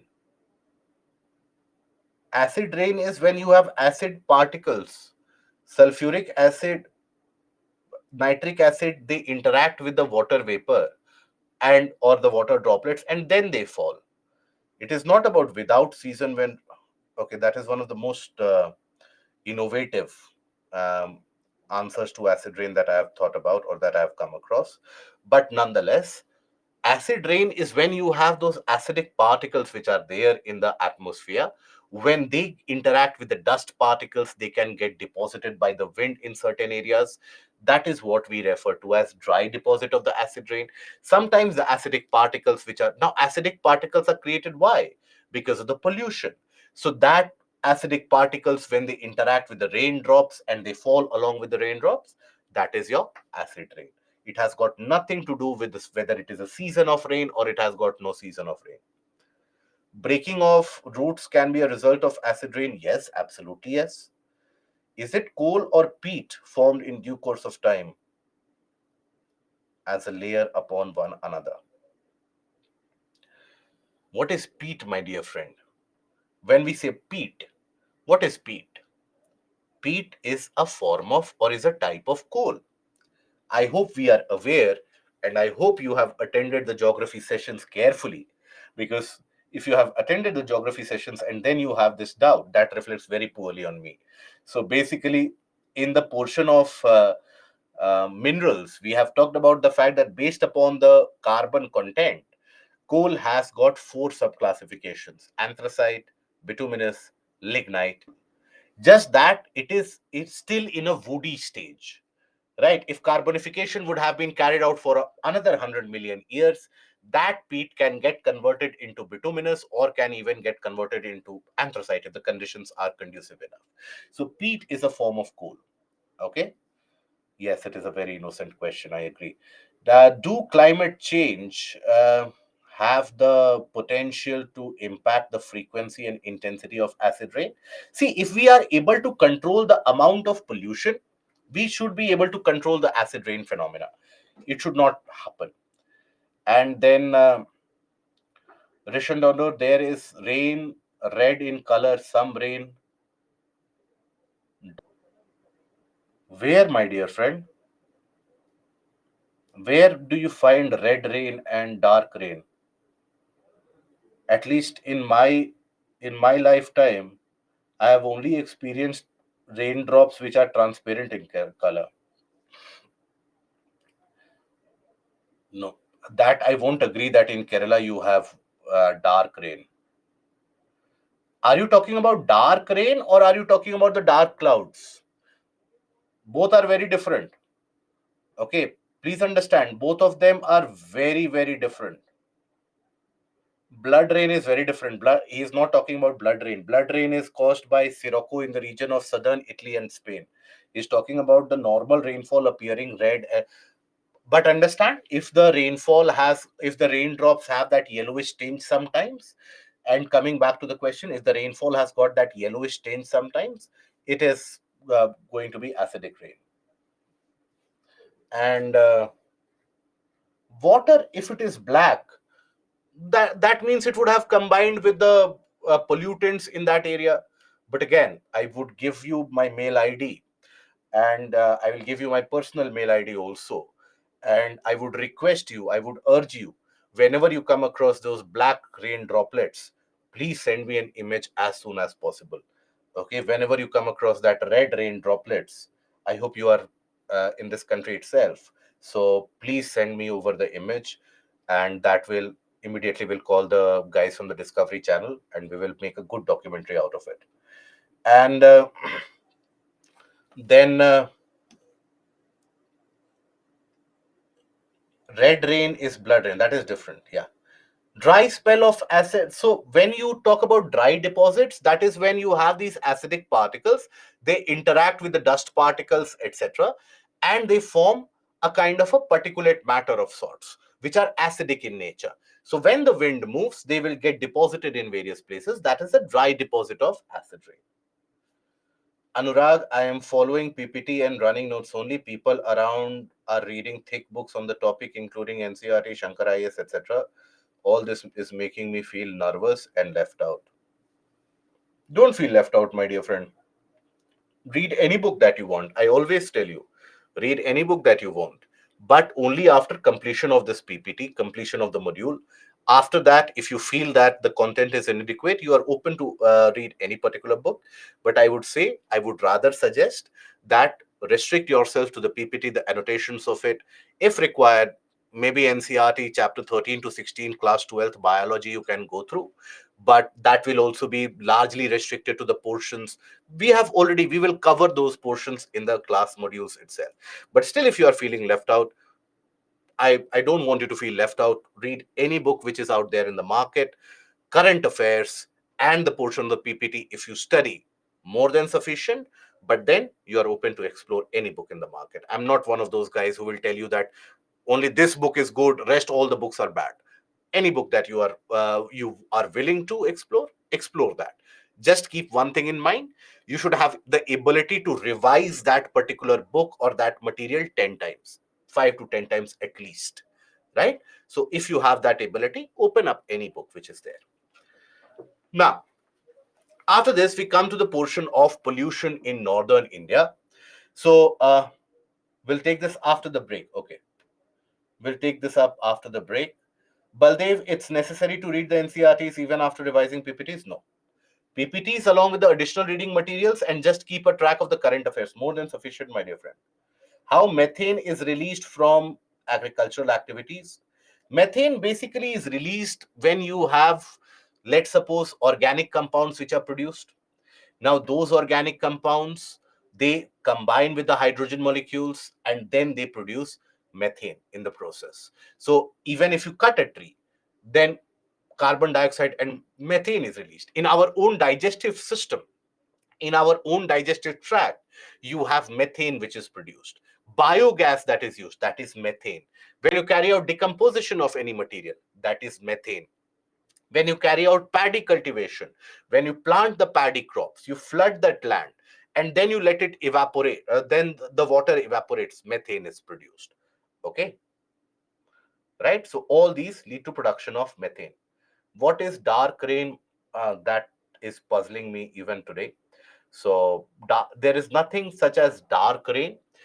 Understand, sometimes in certain rare cases this has happened, where you have certain black carbon particles which are present in the atmosphere, lot of dust particles which are present in the atmosphere. So the raindrops which have combined with them, they have formed that kind of a muddy murky mixture of sorts. Raindrop is not always so very clean, so it has formed that kind of a muddy and a murky mixture of that.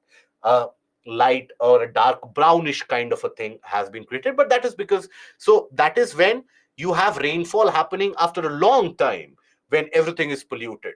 But the second and the third rains which will happen, it will be cleaner. Okay, so that is the case, right? Now, dark clouds are multiple different kind of clouds. And then, does methane play greater role in global warming compared to other greenhouse gases? Yes, we'll take a look into that when we come to the portion of climate change. So let's take a break and we'll be back in 15 minutes and we will continue with why is it that the northern portion of India is significantly more polluted, what is stubble burning, why stubble burning does happen, what are the remedies of that.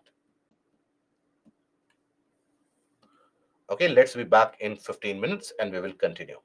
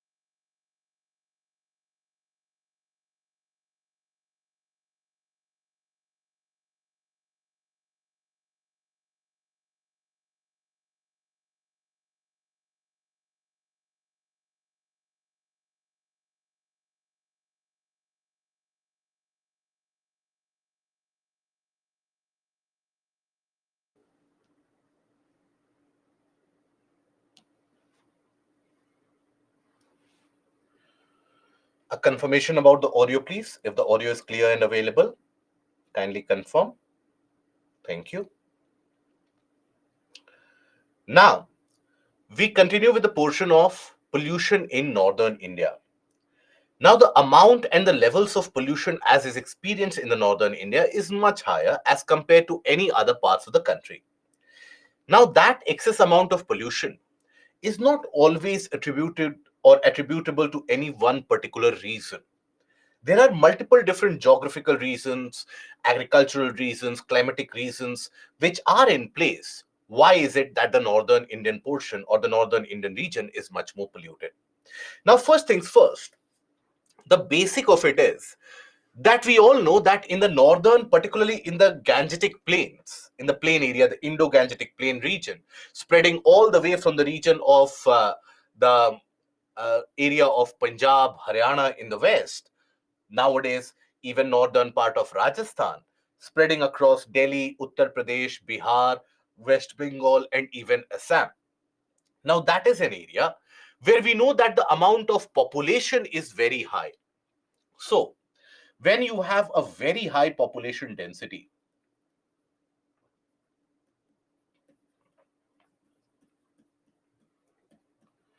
very high population density, that creates its own sort of issues. That creates its own sort of problems also.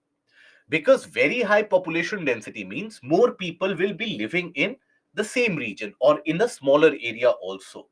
So when you have more number of people living in an area, residing in a region, then obviously you will have issues such as, let's suppose, transportation will become an issue. You will have the urbanization is of a poorer standard in our country, where you have clustered urban areas where transportation becomes very difficult, right? You have the narrow by lanes and the narrow streets, in which oftentimes you frequently experience jams, traffic bottlenecks are created. All of them become the source of pollution. Also, if you have more number of people in an area, that will also give rise to many of the small scale and medium scale industries also. Now these also become a source of pollution. More number of vehicles will be there on the road. More number of vehicles means greater amount of pollution. To add on to that, many portions of northern India, they remain substantially drier. For example, if you consider the central portion and the western portion of the country, and northwestern portion of the country also, for example, consider the region of Punjab, Haryana, northern portion of Rajasthan, Delhi. For majority of the parts of the year, these areas are dry.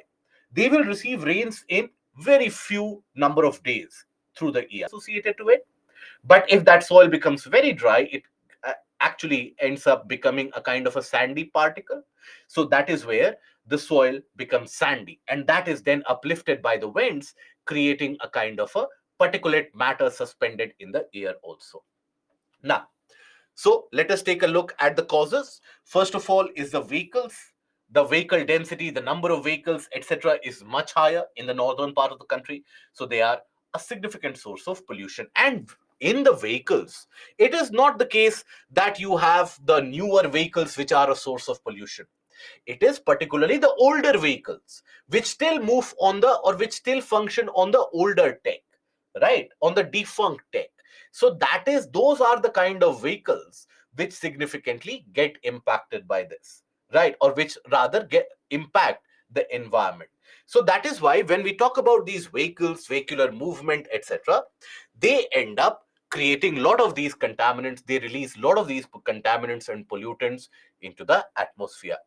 Industries, as I told you, many of the industries are in a very dilapidated condition, older condition. And here you can also include the aspect of brick kilns where you manufacture the bricks. So there also the amount of pollution caused by these is also quite substantial.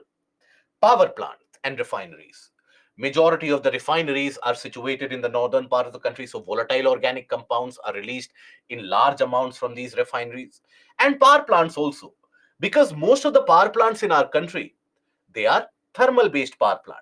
And the thermal based power plants, most of them, they operate on coal, right? So the thermal power plants, they basically run on coal. So that is why burning of coal happens. So this releases compounds such as fly ash. So various gases are released, gases and compounds like mercury,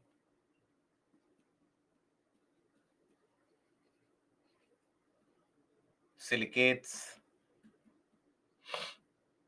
fly ash, everything is substantially released.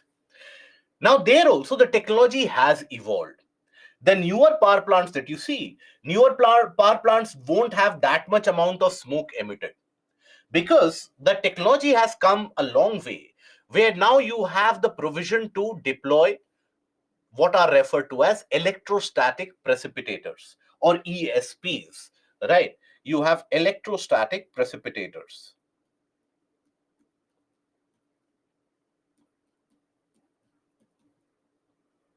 Precipitators.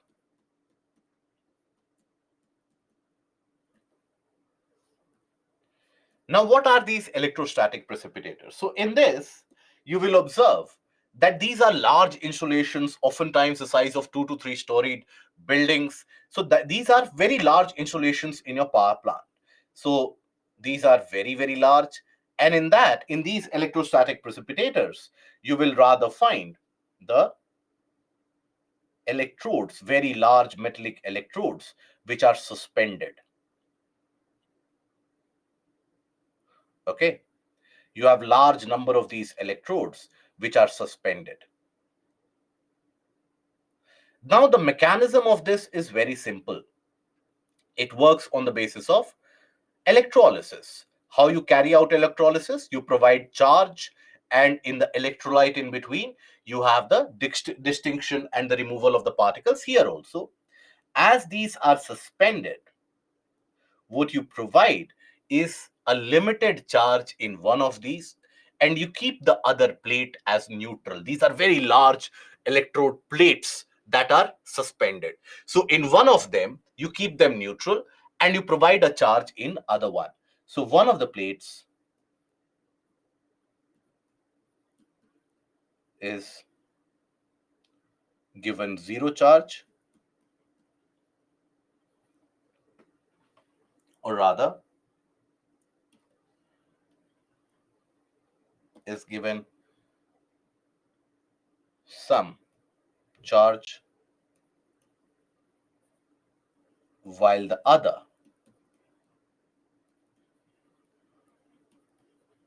is kept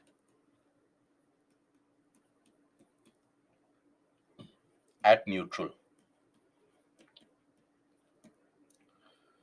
And this charge which is provided is very temporary in nature.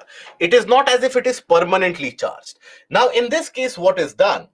That the flue gases, what is also flue gas is the name, flue gas is the name which is given to the pollutant gas which is emitted or which emanates from the various industrial outsource, etc., or the chimneys. The waste gas which is generated, that is known as flue gas. So here the flue gas enters, flue gas enters, and here you have the output to chimney.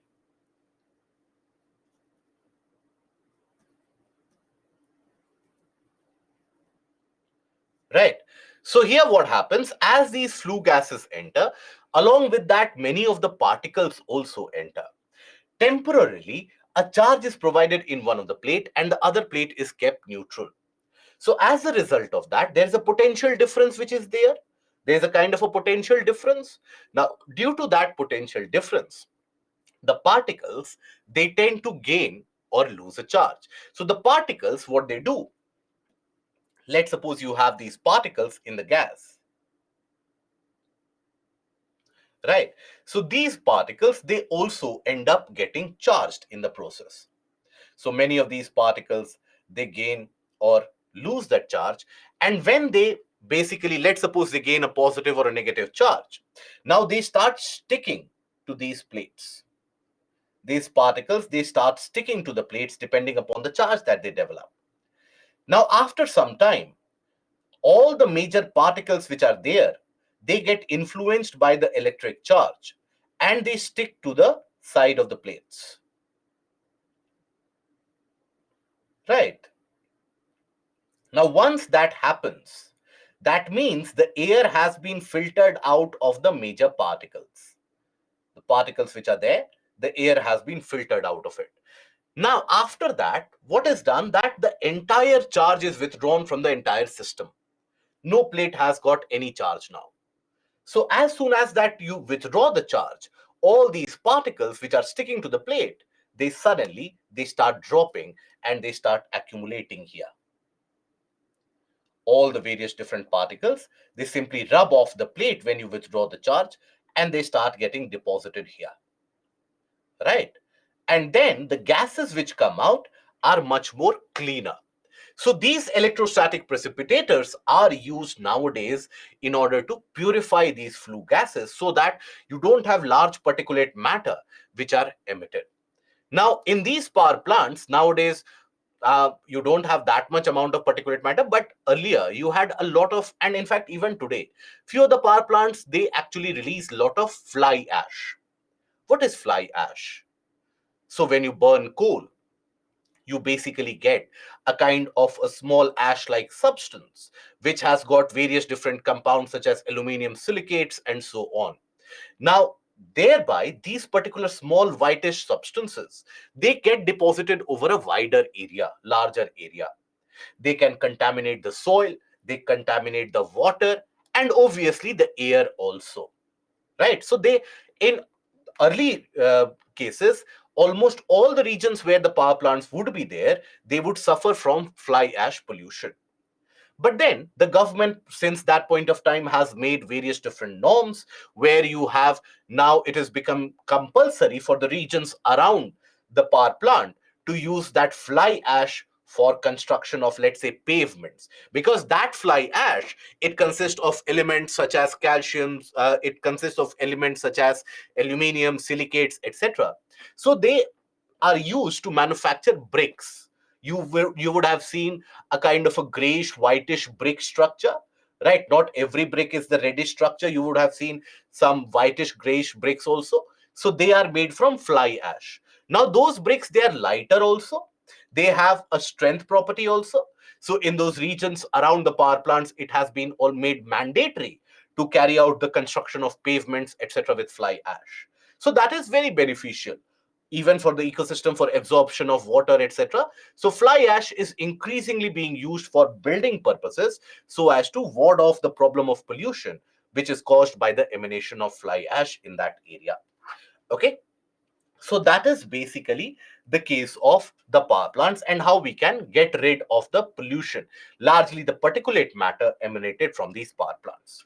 Then you have construction activities also, wherever you have greater amount of population, greater amount of construction activity will also be carried out. And in that greater amount of construction activity, you will basically find that lot of these dust particles are continuously emanated. Then you have the problem which is known as stubble burning. Now, what is stubble? And what do we understand by this stubble burning? How much large this plate is in it is. So these plates that you see in the electrostatic precipitators, they will be easily the entire electrostatic precipitator is of many meters altogether. Right, it can be almost 20-25 meters in terms of its length. In terms of its width, it is 10 to 15 meters. So it is close to around a two-story building that you can think about. A two-story building, how big it is, that is electrostatic precipitator. The plates also the size of your room, multiply it by 3 to 4 times, so that is the size of the plates in this case. Okay, so that is the case of electrostatic precipitator, right? And in this slide, the below image, does it have or not? No. This is the case where no electrostatic precipitator is there. Okay. So in the case of electrostatic precipitator, it is with the help of this periodic charge that you provide that accumulates the waste. Now, when we say stubble and the burning of stubble, first of all, let us understand what the problem is. What is stubble? So when you harvest the paddy crop, you have few of the outcrops which get left behind, right? Few of the outcrops, they get left behind. Now, those outcrops which get left behind, they are known as stubble, right? So the outcrops which get left behind, that is known as stubble, right? So here, these are very hard and these are pointy also. That is why immediately after harvesting, you would not be able to walk through these rice or paddy fields unless and until you have had a good slippers or good shoes, because it is so very sticky and pointy, it can puncture the skin very easily. So that is how hard it is. So stubble is the residue left after the harvest of the paddy crop. Residue left after the harvest of paddy crop.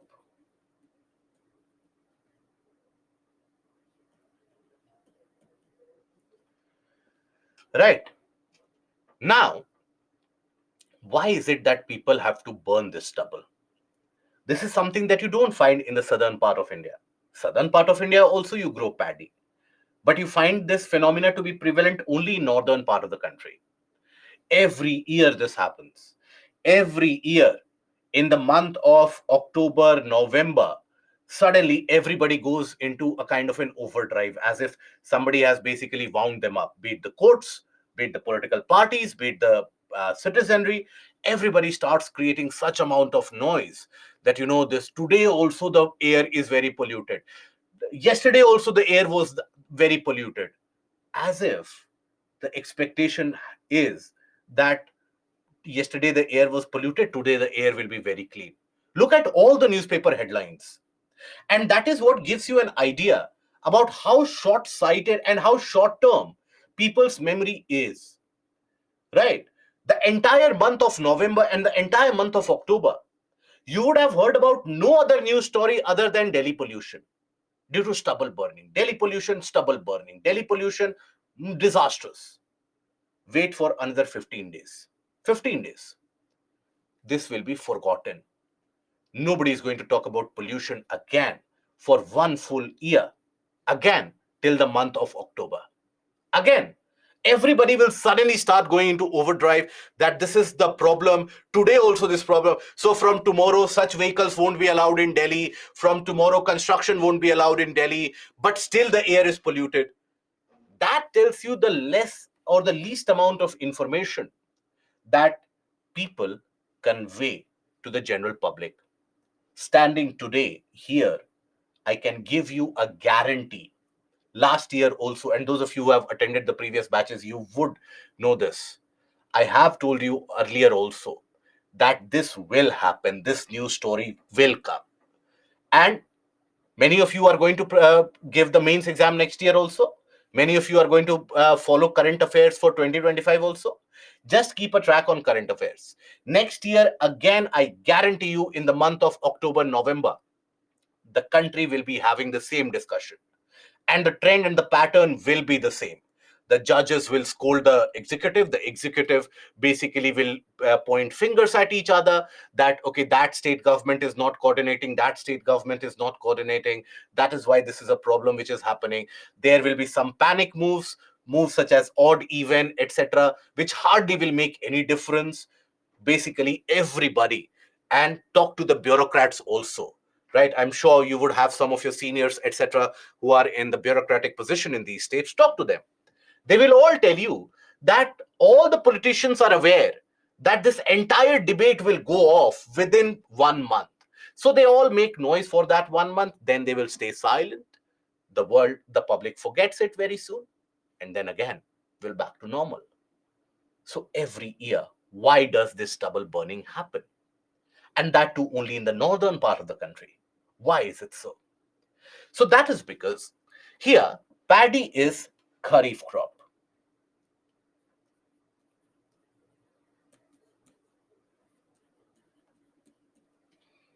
Always the government blames the farmer.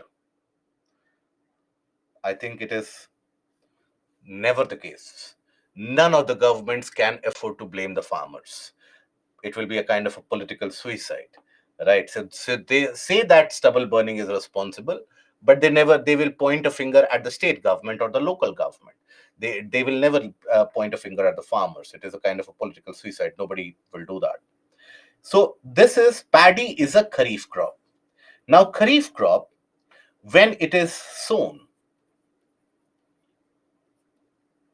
particularly paddy in the region of Punjab, Haryana, and Western UP in the month of July, August. Harvested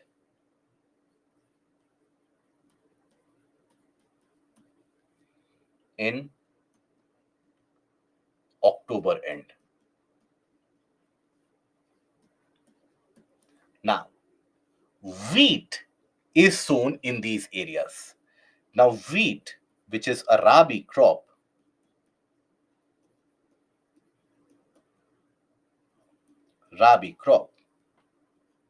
is sown in November, right? So, as you can see, from the point of harvest to the point of preparing your field for the rabi crop, the time window is very, very less. So, as the time window is very, very less, after they have harvested, the farmers have that stubble which is left on the farmland. Now, what do they do with that? They have to prepare the field. Now, that stubble is so very stiff, it doesn't even allow you to till the land, right? Easily, it doesn't allow you to do that. Now, the farmers have around 1 week or 10 days, 20 days time in front of them. Now, the expectation of the general unaware public is that they should have picked it out. What is the issue? Why are they burning it? They should have picked it out. We throw our garbage in that plastic sheet every day in the morning. The farmers could also have done that.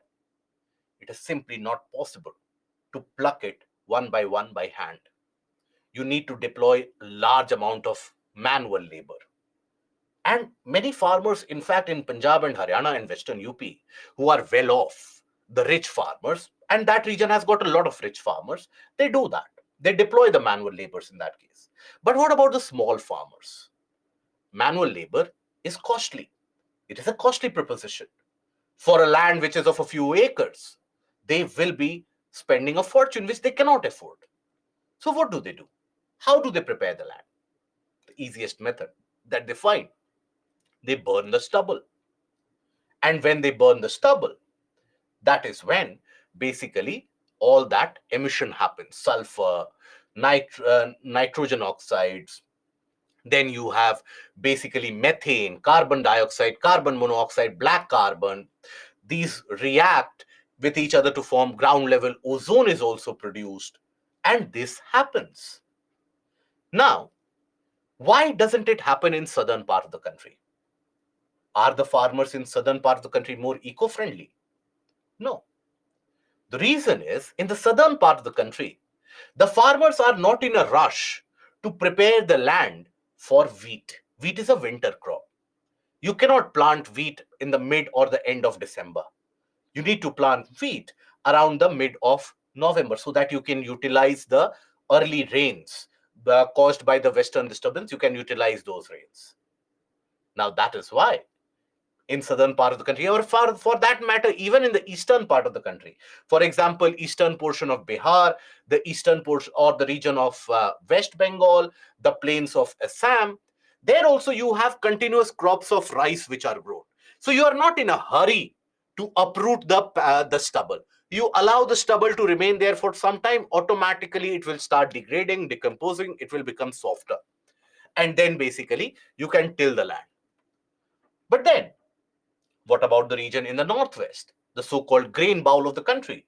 Punjab, Haryana, Western UP. You don't have time, so you burn it off. Now, ideally, the government has passed various legislations. Earlier, I don't know if you recall the case, but just to give you a brief background about it, this is an issue which has been continuing in the same pattern For almost the past 10 years or more, it is actually when the awareness significantly increased, that is when people started noticing this. Earlier, people would simply take this as a kind of a pollution. But it was during 2015, 16, 17 when this situation simply exploded beyond proportion. Now, when this stubble burning happens, the state government has basically made certain laws, legislations, where basically if you burn the stubble, you will be fined. You can also be penalized in the form of jail, right? You can be imprisoned. Now, the farmers now, they have found a hack. What they do is they are now well aware that, and think about it, if that detailed information has reached the farmers, obviously someone at the bureaucratic level or at the level of a very high position in the government, that they are informing them. The farmers are now aware, and in fact the print has given a very beautiful article about this, where they have talked about the fact that now the farmers are aware that the mapping and the tracking, that where which farmland is carrying out stubble burning, is done with the help of satellites. Satellite imagery is done. So this year, they are also aware of the fact that in the period between 8 p.m. to 9 p.m., that region gets a blind spot. Satellites, they are unable to track that region in between 8 p.m. to 9 p.m. And again, after 9:30 p.m., the satellites come back up in that area. So this year, what had been observed, if you had followed the news story, that NASA reported suddenly 1300% rise in the stubble farm fires within one day. People are aware about that. That 8 to 9, do one thing, nobody is tracking us. It is night time, burn the stubble. They are doing that because they don't have an alternative, do they? Now the government has come up with various mechanisms that, we will utilize this stubble to get biofuel. We will utilize this stubble to do this, to make fibers, to make packaging materials. Fair enough. But who will extract that stubble? That is the problematic part. That extraction of stubble is the problematic part. That is the costly portion. That is why they burn it. But why is it that it is happening nowadays in the past 10, 12 years? Why not earlier? This would have been the case always. So basically, the Punjab state government and the region of Punjab, Haryana, Western UP, I hope you are aware that the monsoon reaches last at that portion and withdraws first from that area. So these regions receive very little amount of rainfall. And when you grow crops such as paddy, which require around 120 centimeter of rainfall every year, Punjab and Haryana, they receive around 50 to 70 centimeter of rainfall every year, depending upon the year and the conditions. How do you make up for the rest? So you extract groundwater. So groundwater depletion in these areas has been happening at an alarmingly exorbitant rate. The region of Punjab, Haryana, Western UP have been drained out of groundwater. Almost every farmland has deployed tube wells and they are flooding the farmland with water, right?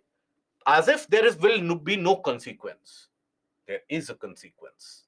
Not only is the availability of drinking water supply becoming difficult, but now the groundwater, which is at a depleted level, now that groundwater is bringing contaminants such as cadmium, zinc, and in case of Punjab, even elements of uranium.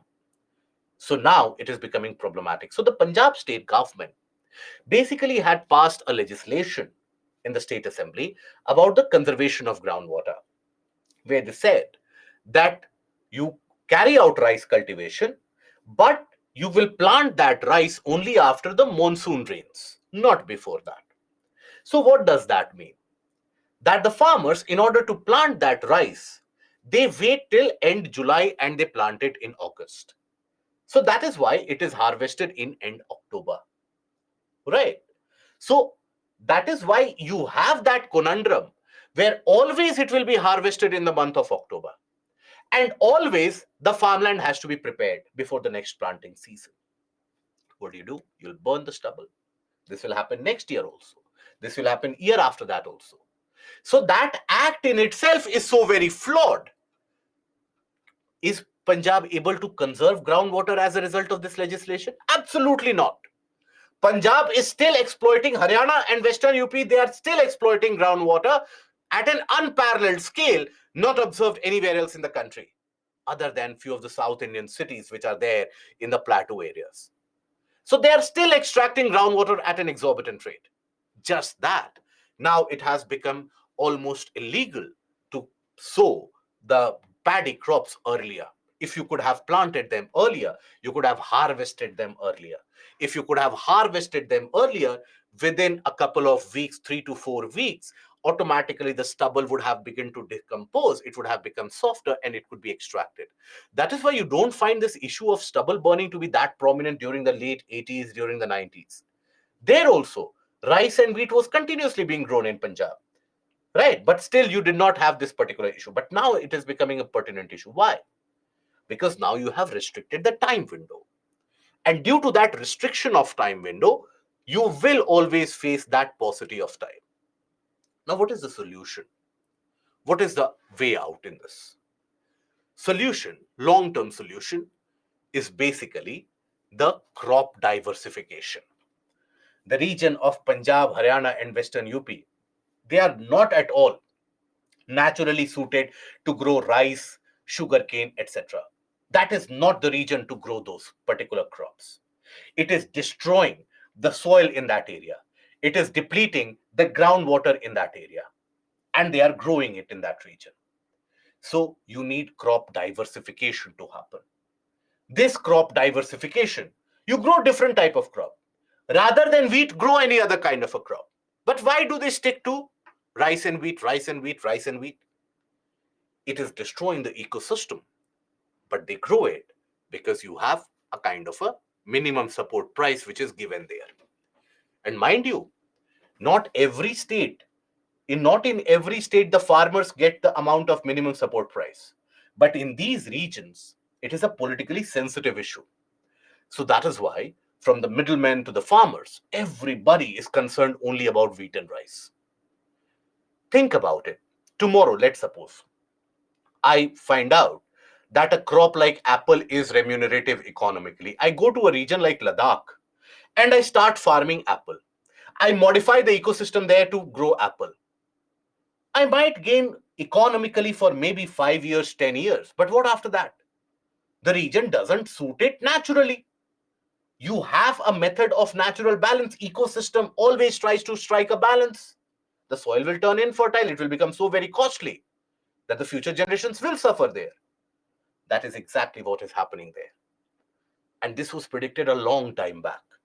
In the 80s and the mid 80s and the early 90s, people had basically pointed this out, that if you get stuck in that rice wheat cycle, not only is the soil turning out to be infertile, you will be exploiting all the groundwater reserves. Eventually, if the soil turns infertile, the productivity will reduce. As the productivity will reduce, the farm income will reduce. When the farm income reduces, there will be greater amount of social discontent, social unease, and there will be greater amount of conflicts which will happen. And as a consequence of that, what we are witnessing in Punjab is something which is very disastrous, where you have mass level of anybody who has got smallest amount of money with them. Go to the regions such as Jalandhar, Kapurthala, Jandiala, Amritsar. Almost everybody, if they have some money, they will have someone abroad. Why? Because they feel that the economic remuneration is not enough in that region. Right? So that is why, if farming has to be made remunerative in that area again, there is no other alternative than to go for sustainable agriculture and a climate smart agriculture. What is sustainable agriculture? You grow the crop in that area which that region is suited for. Don't grow a crop which that region is not suited for just because you are getting MSP. MSP, anyways, is not sustainable economically. Those of you who would have studied economics would realize that it is not sustainable in the long run. Somebody will have to take hard call, maybe 10 years down the line, maybe 15 years down the line, maybe 20 years down the line. Right? It is not very sustainable an event. But then growing rice and wheat, and that too in a short time window, creates this issue. There have been various different remedies. You have large machines which have come. which pluck this right off the ground. You basically have the concept of pusa decomposer tablets, where you basically mix those tablets in water, you spray them, and as a result of that, that increases the rate of decomposition of the stubble, leads to softening of the stubble. Then you can prepare the farmland. But again, if you deploy machines, only the rich farmers can do that. Very rich farmers can do that. The poor farmers can never be able to deploy the machines, right? Then when it comes to the aspect of, let's suppose, why isn't it the case that large farm organizations where multiple farmers they come together, why don't they together buy these machines and deploy them in all farmlands? Now think about it.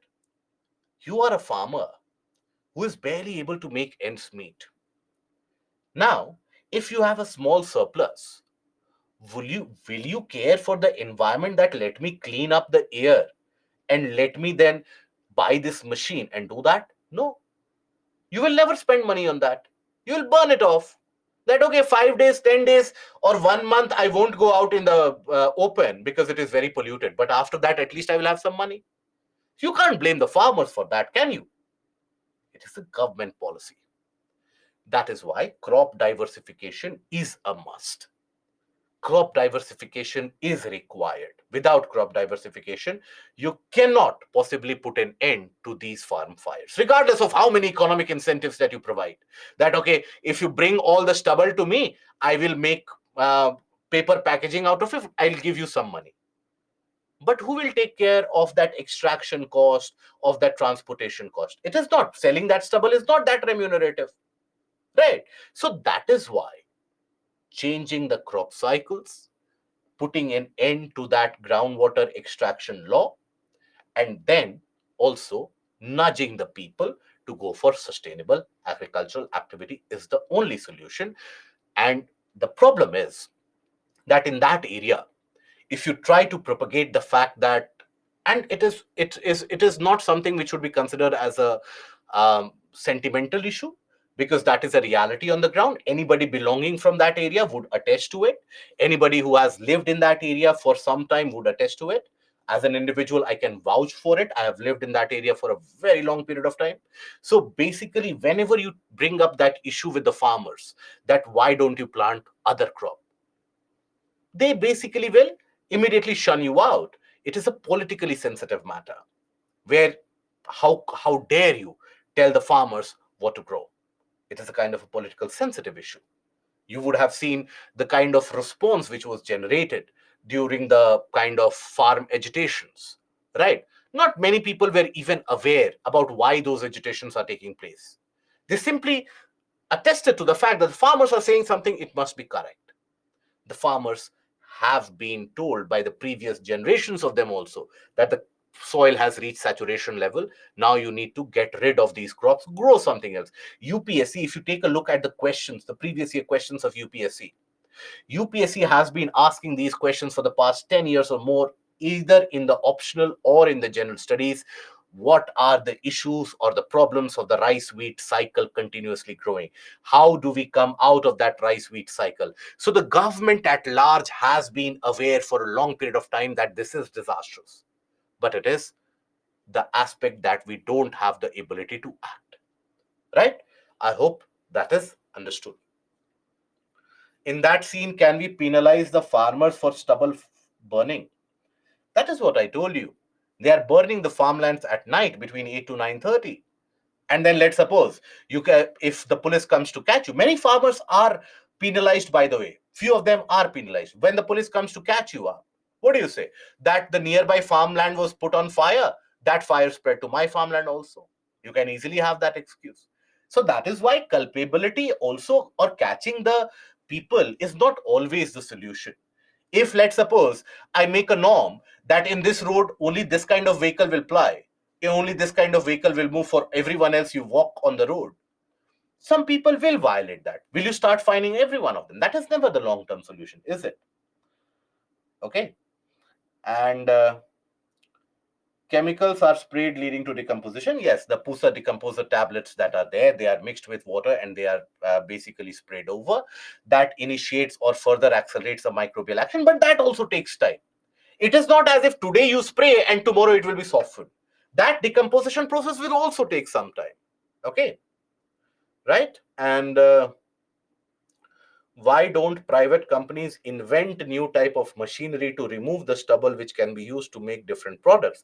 But if you invent, let's suppose you are that private company, let's suppose you have invented a machine, you will you deploy the machine free of cost? Obviously not. You will charge money for it. Why? You need to pay the employees. You need to generate some profit in order to survive. So you will charge money for that machine. The small farmers will never be able to give you money for that. You have machines in the market which have the power to extract that stubble, but it is very costly. It cannot be deployed. Why can't uh, why can't we use this stubble in manufacturing of? You can use that stubble for multiple processes: biofuel, paper packaging, fabric manufacturing, sometimes even insulator materials. Sometimes it can be used as the organic decomposing materials. You have multiple utilities. It is not as if people are not aware about the utilities of that stubble. But then you need to extract that stubble within a short time window. That process is costly. That is why people don't do that. Okay, I hope that is understood. Instead of money, take the raw materials for free. No industry will be able to operate. What if tomorrow people won't give you the raw materials?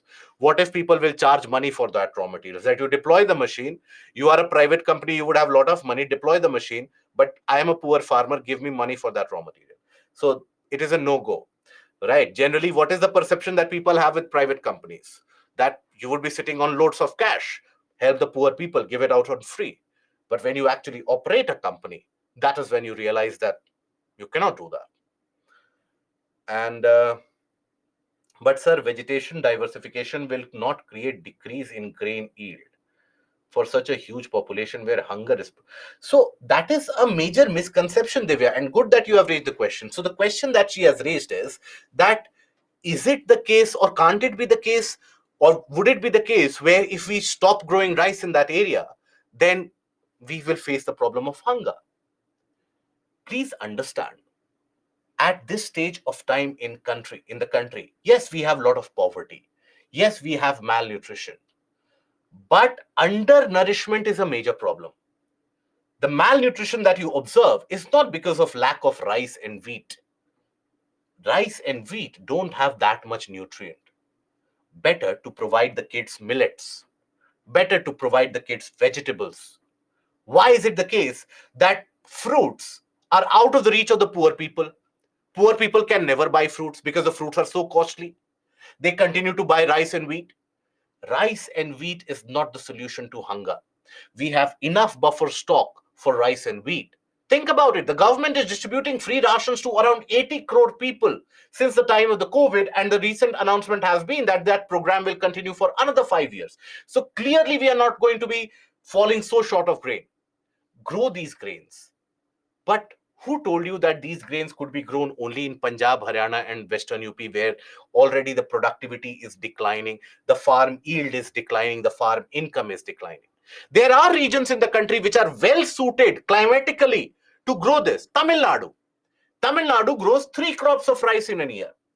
Odisha, West Bengal, Assam, they grow 3 crops of rice in 1 year. Provide them MSP. They will basically grow it all year round. They will provide you with a good yield, right? So because of that politically charged sentiment around it, that is why all that attention around rice and wheat, all that remuneration is basically used there. That is where we need to change the policy. We need to change the policy of public procurement, and there has to be a crop diversification. Very innocent question. Can't farmers hire people for extraction of stubble? Both will earn money. The farmer by selling the stubble, and the person who plucks the stubble will also be paid. But it is the small farmers, basically, they don't have the ability to pay the manual labors, right? Uh, so basically, what you are recommending is many of the farmers, they will take a loan to buy the wheat seeds and plant the wheat seeds. So what you are recommending is, while you're doing that, take another loan and deploy manual labor on your field also. They don't do that because they're not sure whether that will be sold in the market or not. And the other aspect is that can government buy it for free?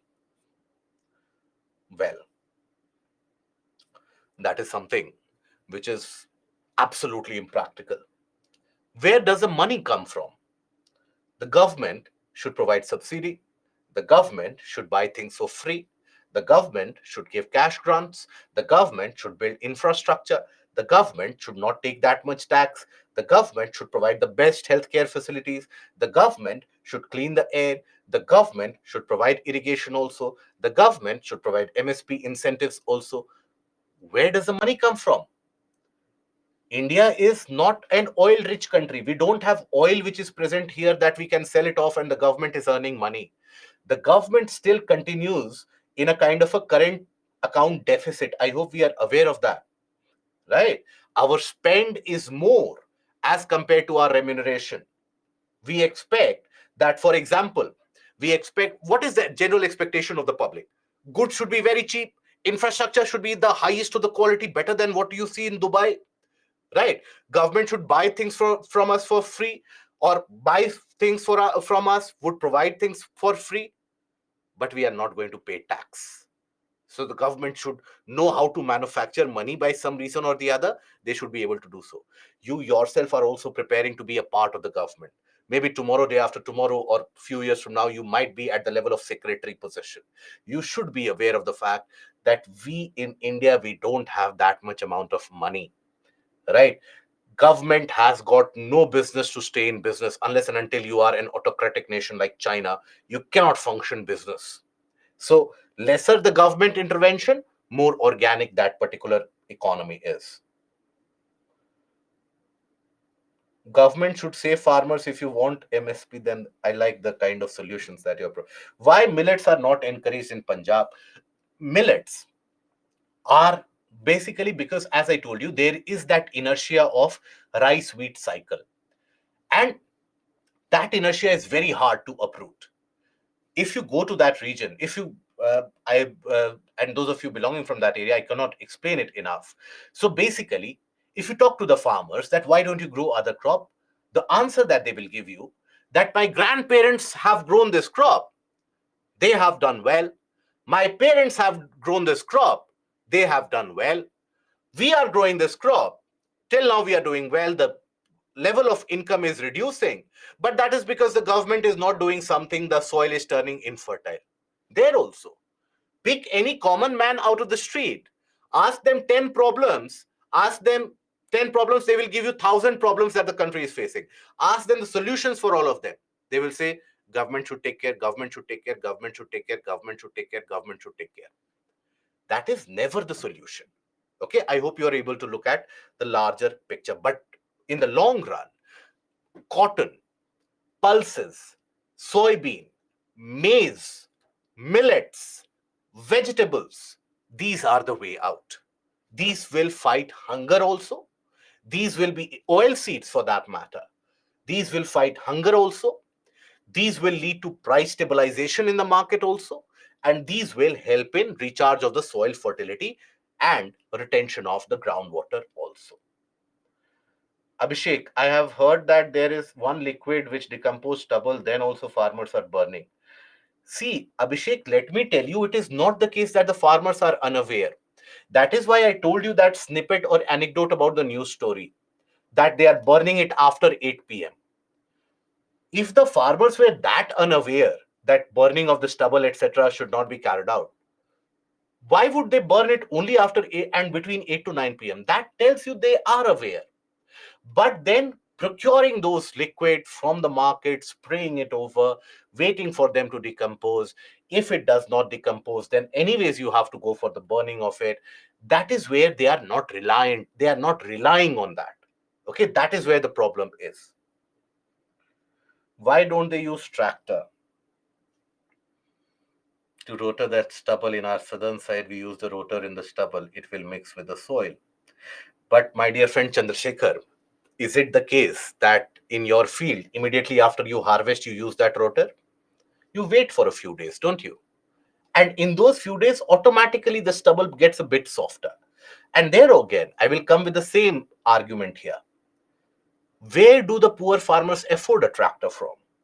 Where will they get that tractor from? And mind you, by the way, this stubble burning is not only happening in India, Pakistan also is doing that, right? Because that also follows the rice wheat cycle, the Punjab province of it. So there also you have this stubble burning. Okay, right?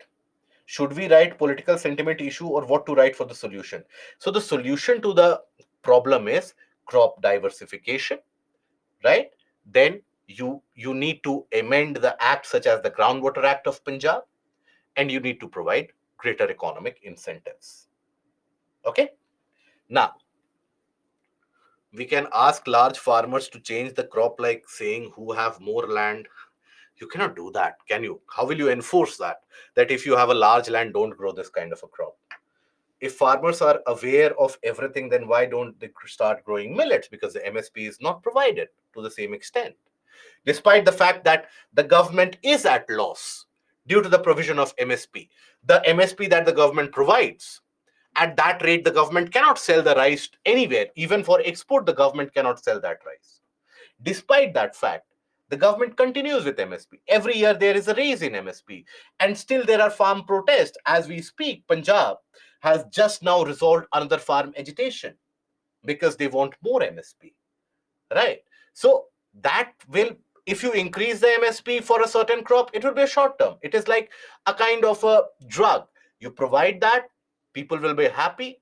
After that, they will need more. And that is the case because the input cost is rising up. There is no denying the fact that the farm input cost is rising up. They need to meet that up. Okay.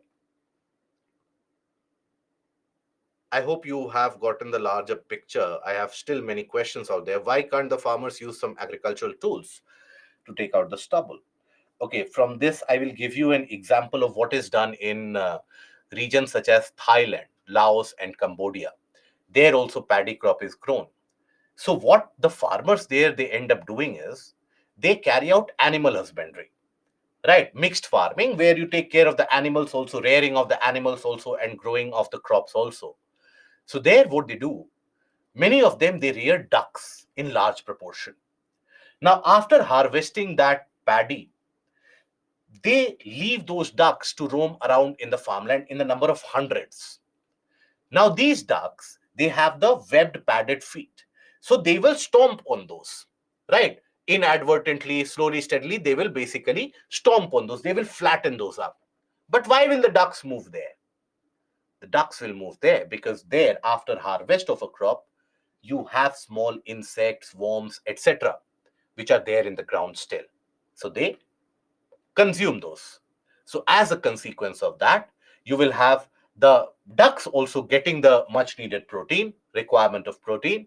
So the animals will have a better produce of eggs, meat, etc. And the farm also is taken care of. The stubble is softened. So that is also a way out. But then again, that has got a limited level of awareness amongst the farmers. Okay. What if the government sends some researchers to those areas to propagate about land and about crops they can cultivate and send some economists to indicate to them how much? Do you think they will care? Do you think they will care if you have economists coming from Delhi into those areas and then telling them that, this is the loss that is happening? Nobody cares. No, they all read it in newspapers. Nobody cares, trust me. So here, why this problem is not raised after the wheat harvest? The problem is not raised after the wheat harvest because after you harvest wheat, first of all, the soil is still a bit softer. Secondly, after that, you have around 2 to 3 months of time window before you have to plant rice again. So there is enough time to prepare your field. It is that short time window where the farmers, they don't get that. Okay.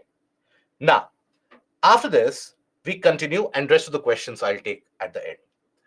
Other reason, topography and location. That is also a dominant factor. When we talk about the southern part of the country, the peninsular region of the country, the peninsular region of the country is frequented by rain bearing clouds. And all that rainfall which happens, I hope we are aware that the natural tendency of rainfall, the amount of rainfall received, decreases from south to north and decreases from east to west.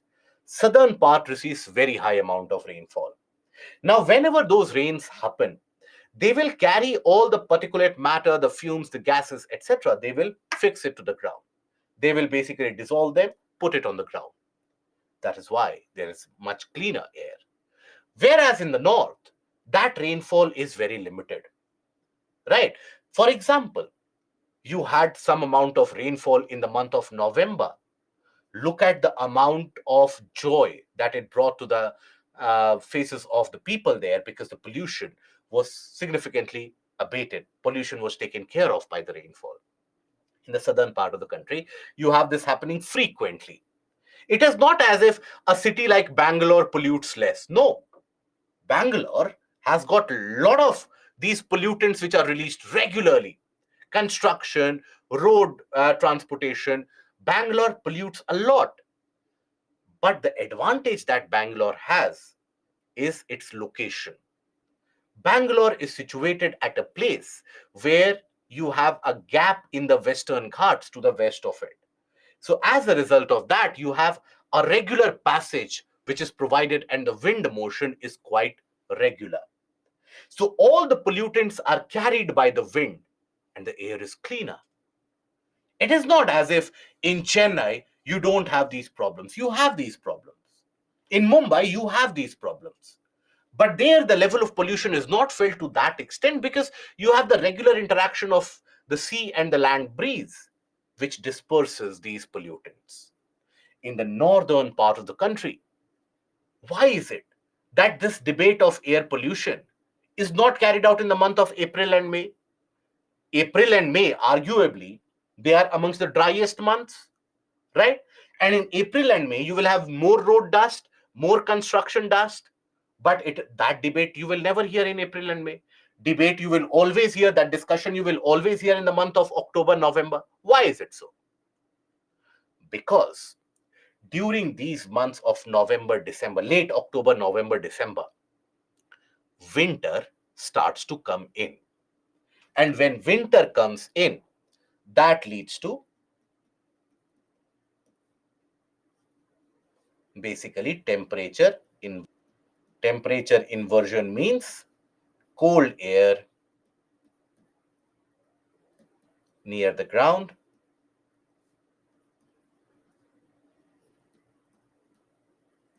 and warmer air above. As a consequence of this, no mixing of air takes place.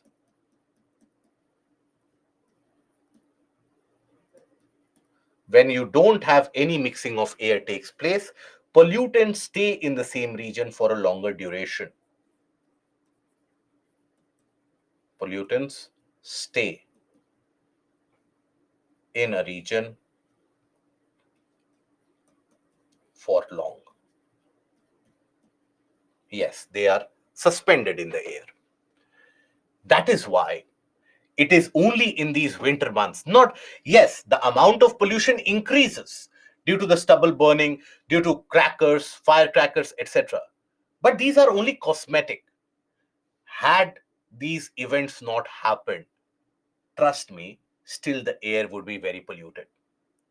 If that is the reason, if that would have been the reason, then why only the region, or why is it that the pollution level can be felt as far east as the region of Patna?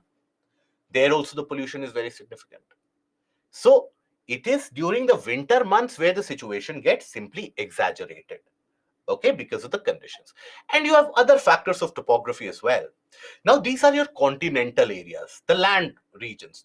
These are not closer to any water body. So you have a lack of regular wind movement here.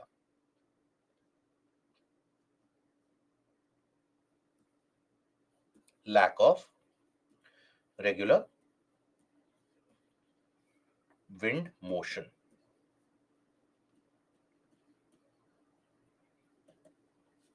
Okay, lack of a regular wind movement. And other than the fact you have temperature inversion, now during these months, you have a permanent wind system which blows across the northern part of the country. That is in the region of to the north of Rajasthan, Delhi, Western UP, Haryana, Punjab. You have a permanent wind system which is in existence. Are we aware of which wind system is in existence in these parts or in these months of the year? Can we take a random guess that which wind system is in existence during this time?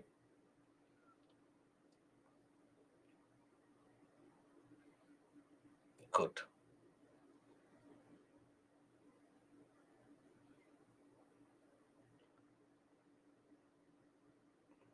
Dudekula, you are correct. Shalu, good. Most of you who have written Western disturbances, you're not completely correct, but you're not incorrect as well. Vaishna, Sarita, Shamil, good. It is basic, Aniket, very good. It is the existence and the presence of westerlies. Westerlies are dominant. Here you have the during winter months,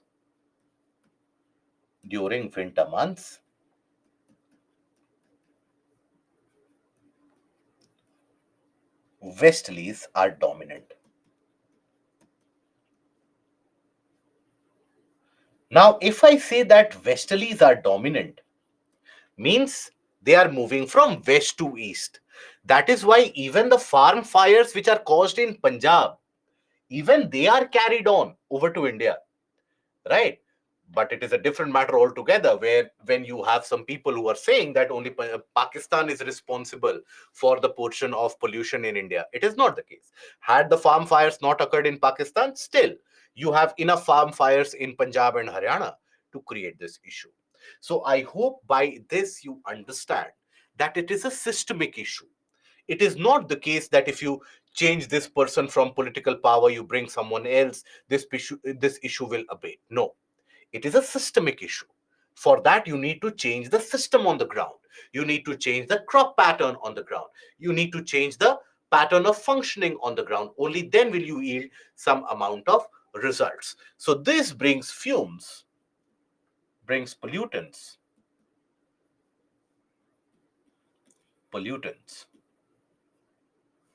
from west to east. Okay, they bring the pollutants from west to east. Okay, so that is the case where the topography basically, in a way, concentrates all the pollutants in the northern part, because this is the region where the winds cannot blow beyond the Himalayas. So it is not as if the pollutants will be carried furthermore. In fact, for the past couple of years, even Mumbai, those of you belonging from Mumbai, would always identify Mumbai with a very clean air. Mumbai basically had a lot of issues earlier also, but air would be always clean. It would be a mess of an urban area. It is a reflection of how not to grow an urban area earlier. But now, what you observe is that Mumbai is also experiencing very high amount of pollution. Why is that? Because construction activities are going on at a massive scale, a scale which Mumbai had never witnessed before. Right, you have the coastal highway system, the network, etc., which is being built, the widespread metro network which is being built. All of that construction dust, given the winter season and given the inversion condition which is experienced in certain cases, that exacerbates the amount of pollution felt in Mumbai. That is why Mumbai suffers from it. But again, as I told you, 50 years from now, we won't be staring at this issue anymore. In fact, even 15 to 20 years from now, when India would have reached some level of a better developmental status, we would not experience this, or we will not experience it to that level. Take the case of China for that matter. Now, during the Beijing Olympics were held in 2008. During the Beijing Olympics, China's biggest concern was pollution. Now, Beijing Olympics was a platform which was well curated by China in order to showcase its prowess, its development. Here, if we hold any international event or an international sport, everybody is very mindful how much money you are spending there. China spent tens of billions of dollars, hundreds of billions of dollars as per few estimates, in order to change the entire structure, infrastructure around Beijing and various other cities in order to host the Olympics. But as soon as the athletes landed there, immediately the problem or the talking point at that point of time was what? It is almost unfavorable for sporting activities. What did China do? China carried out various methods of cloud seeding, artificial rain in order to take care of the pollution temporarily, but it still continued. The factories around Beijing were shut down.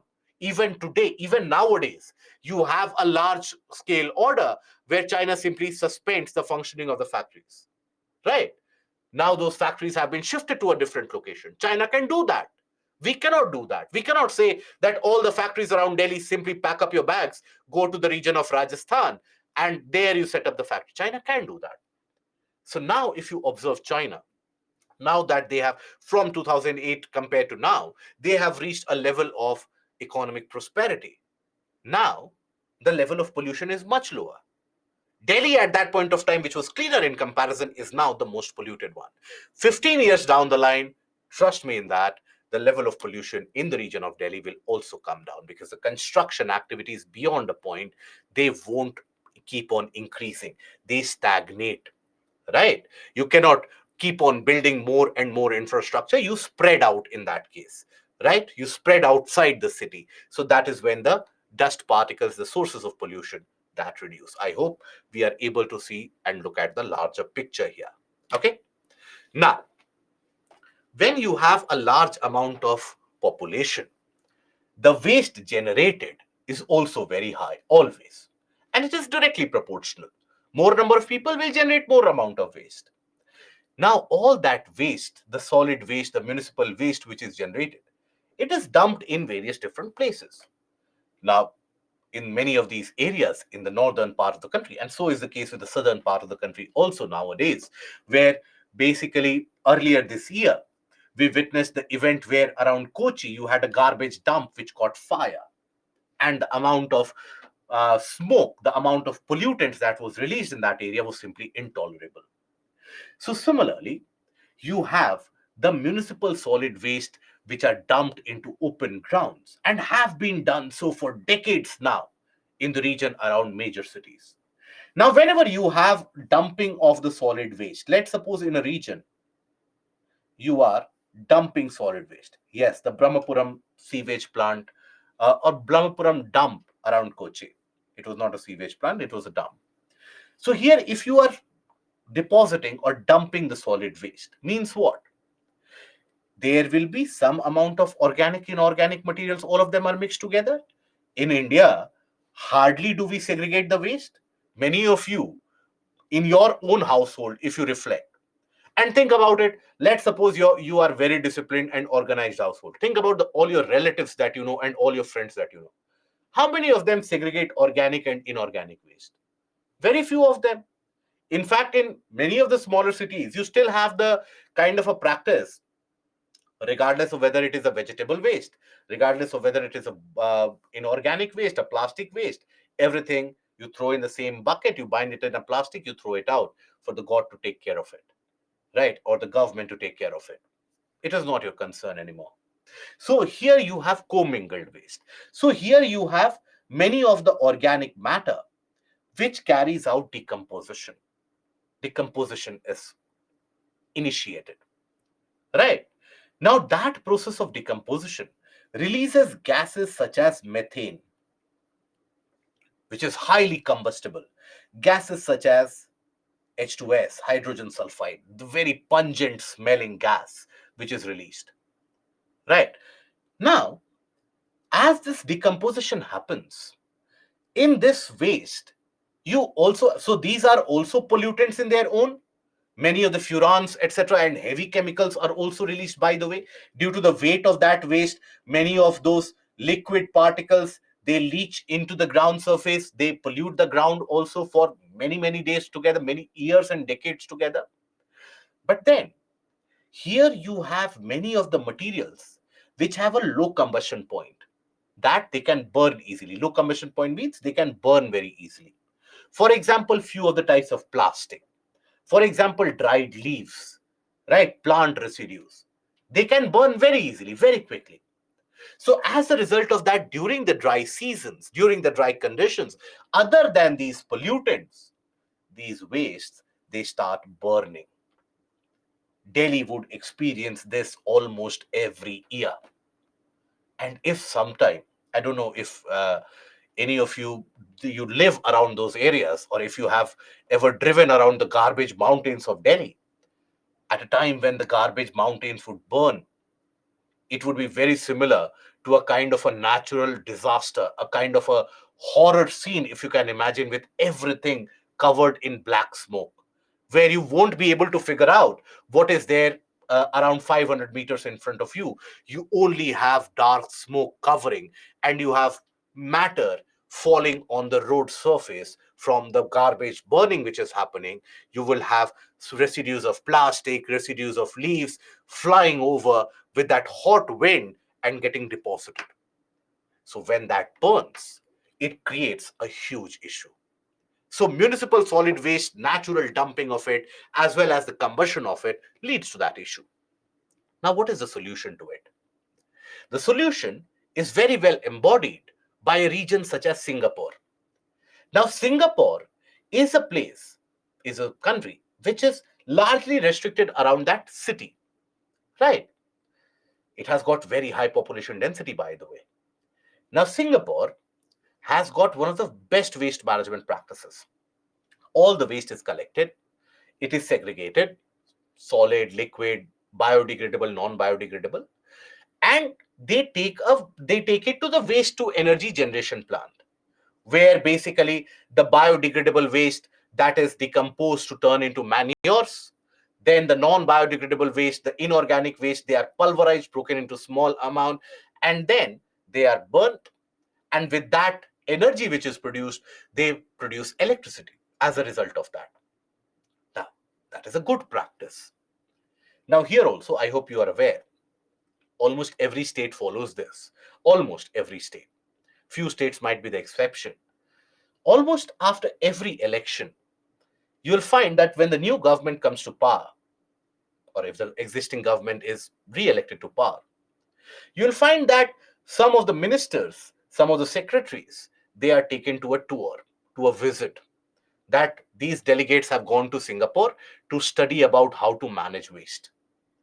The irony of the matter is that they spend almost a month on the taxpayers' money, enjoy, have a good time in these regions. Singapore, some of them they send it to European nations, some of the state governments they reward it in some other regions, but they do send it.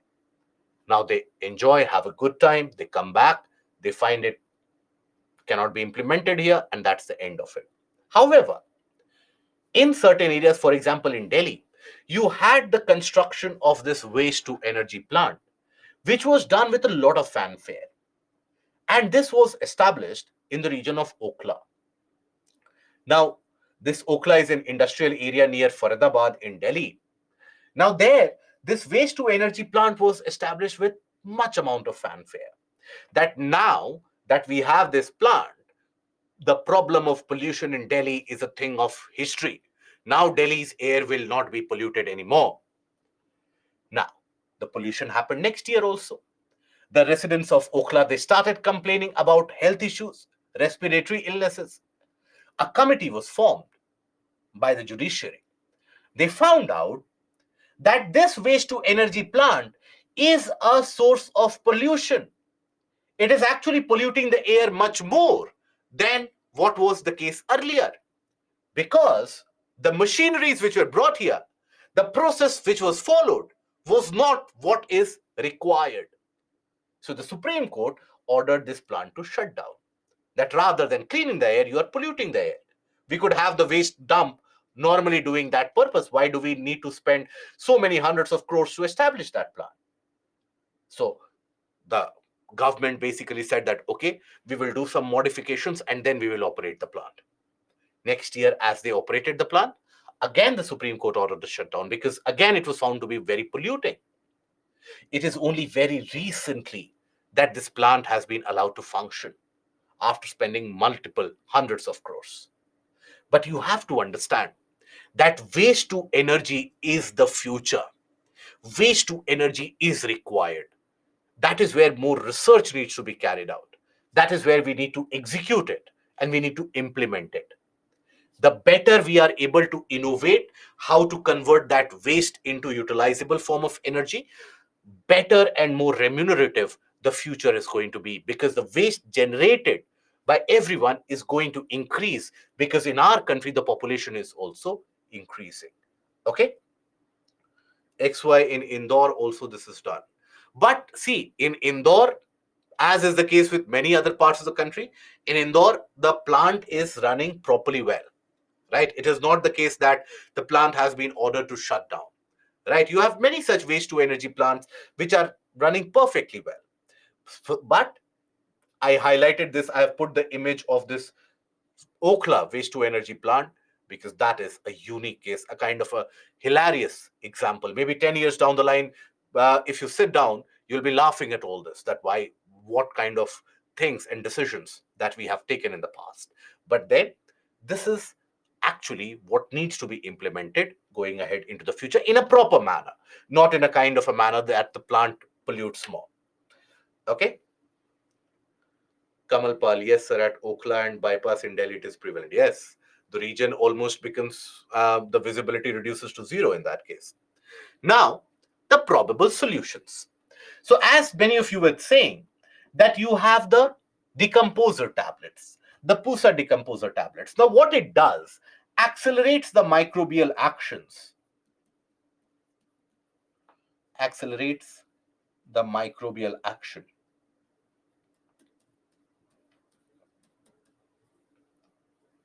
of decomposition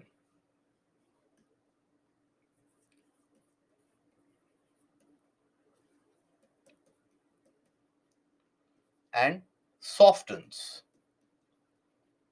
the stubble so that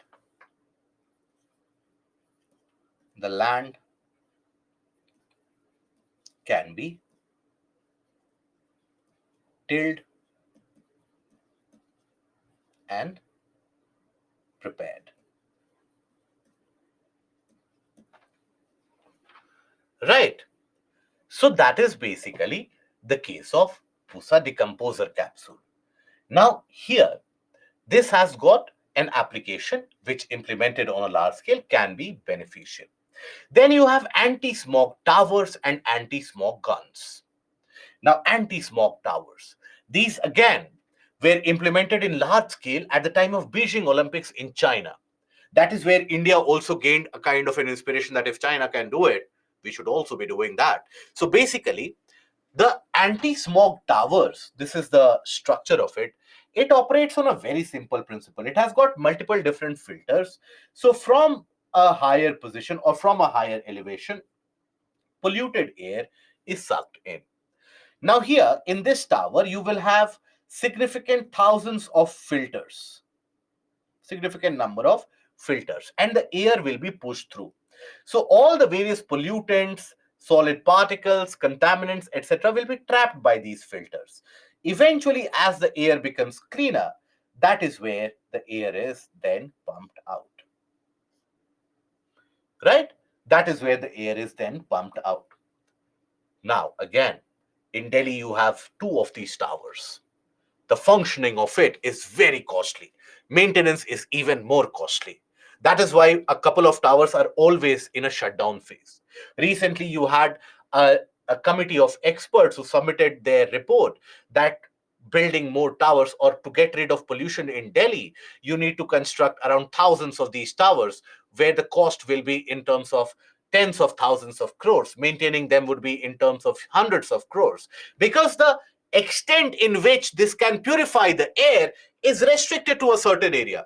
It is not as if you build a smog tower in the region of Connaught Place in Delhi and it will take care of the entirety of Delhi. No, It will have a restricted reach. It will have a limited extended reach. So that is where you'll find that it is not very effective over a large area. Then another thing that many of the governments have, or many of the cities rather, have started doing is anti-smog guns. Now, anti-smog guns, you'll find it deployed almost in all the major municipalities of the country early in the morning, where basically water is sprayed in the air. So you have very tiny droplets of water which is sprayed in the air, and the prime purpose is to get rid of the pollutants, the particulate matter, and get them deposited on the ground surface. So here, if you will observe these anti-smog guns, they appear, they are loaded onto a kind of a trailer attached to a truck, and basically they will have a structure of a cannon like structure here, right? And from this you have multiple tiny droplets of water which are sprayed into the air. Multiple tiny droplets are sprayed. The purpose is that these droplets will interact with the particulate matter, dust particles, etc., and they will be able to take them, fix them to the ground surface so that the air is no longer polluted. Right? So, generally, it is attached to the back of a truck or a back of a moving vehicle, and that is where early in the morning you will find these vehicles flying across the roads of your city. So that is basically your anti-smog guns. Okay, now this also has got a limited benefit associated. It will take care of the pollutant exactly near the ground surface, and that too only in the road areas.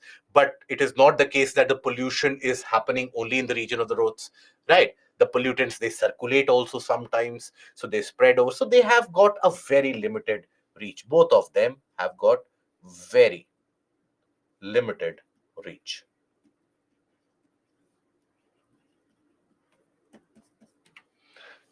Then, excuse me, then you have hydrogen based fuel technology, or the alternative fuel, right? Green hydrogen, for example.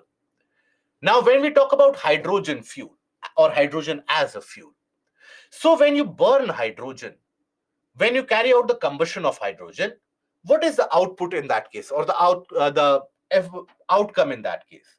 So when you carry out combustion of hydrogen, it produces water. Very good,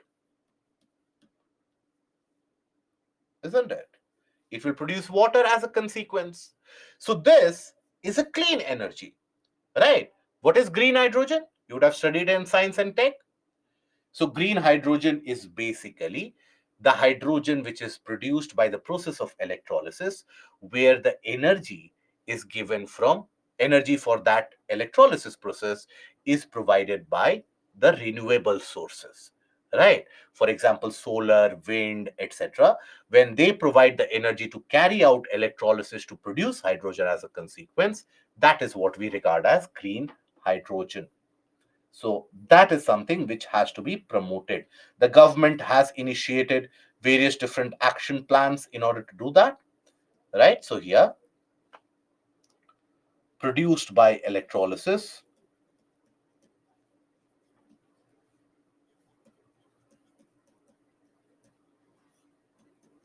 electrolysis of water, where water is broken down into H2 and O2. But what makes it green hydrogen, or why it is referred to as green, is basically because of the fact that energy required for this electrolysis, for this process, is supplied from renewables. Okay, I hope, Baldev, that is understood. So that is what is green hydrogen. Now green hydrogen, its production is being implemented, but you need the machines, the transportation sector, etc., to also adapt to it. You need to have a proper supply chain which needs to be developed as per it, as per the requirement. Only in that case will you have the proper utility of it. But that brings a larger agenda into picture, that one needs to have a kind of an alternate fuel technology which one needs to be working upon continuously. Then the vehicle policy. Vehicle policy can be broken into two parts. One is emission standards,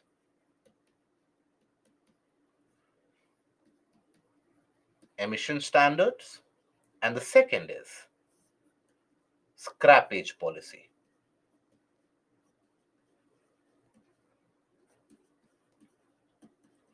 Emission standard, as in, you need to have the latest and the upgraded emission standard, right? So that emission standard means the amount of air that you give out, right? That needs to be clean.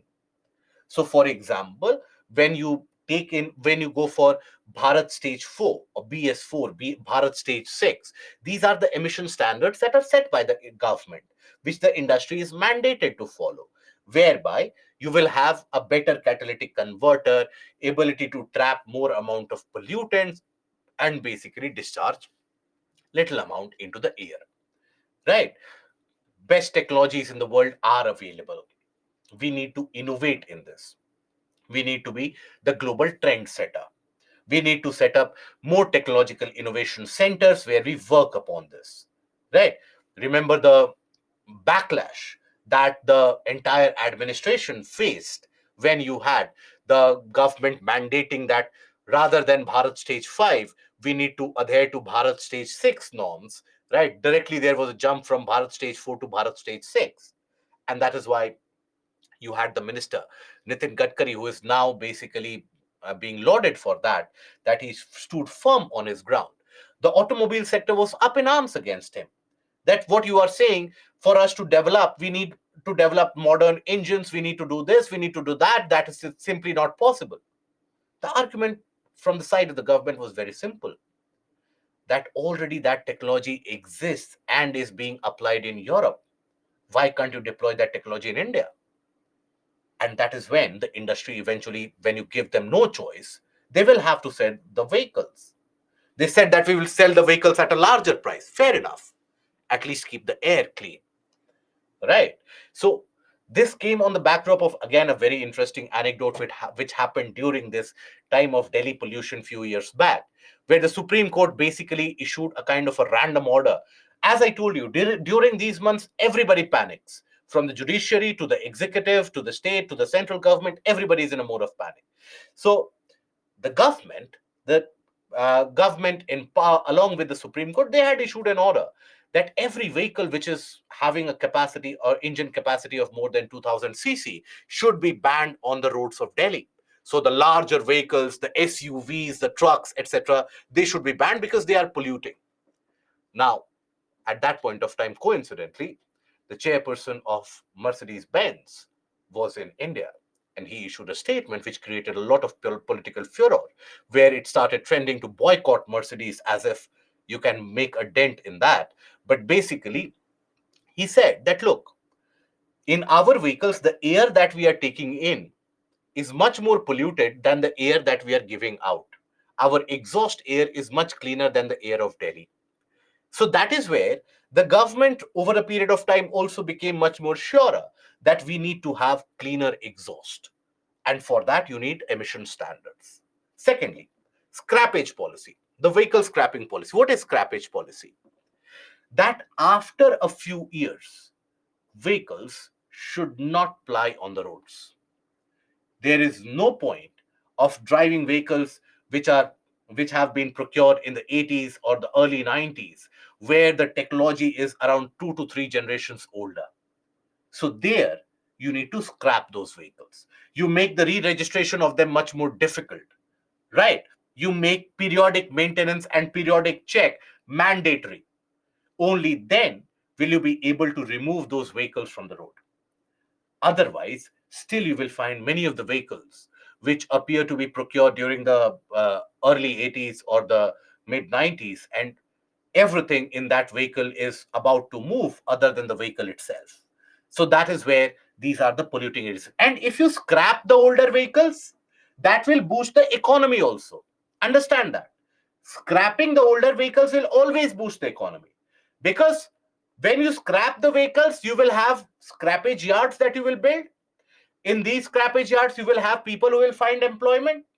Now, the older vehicles, they will be scrapped for the parts, the steel, aluminium, etc. That will be utilized. Now, that will be recirculated, right? That will be recycled.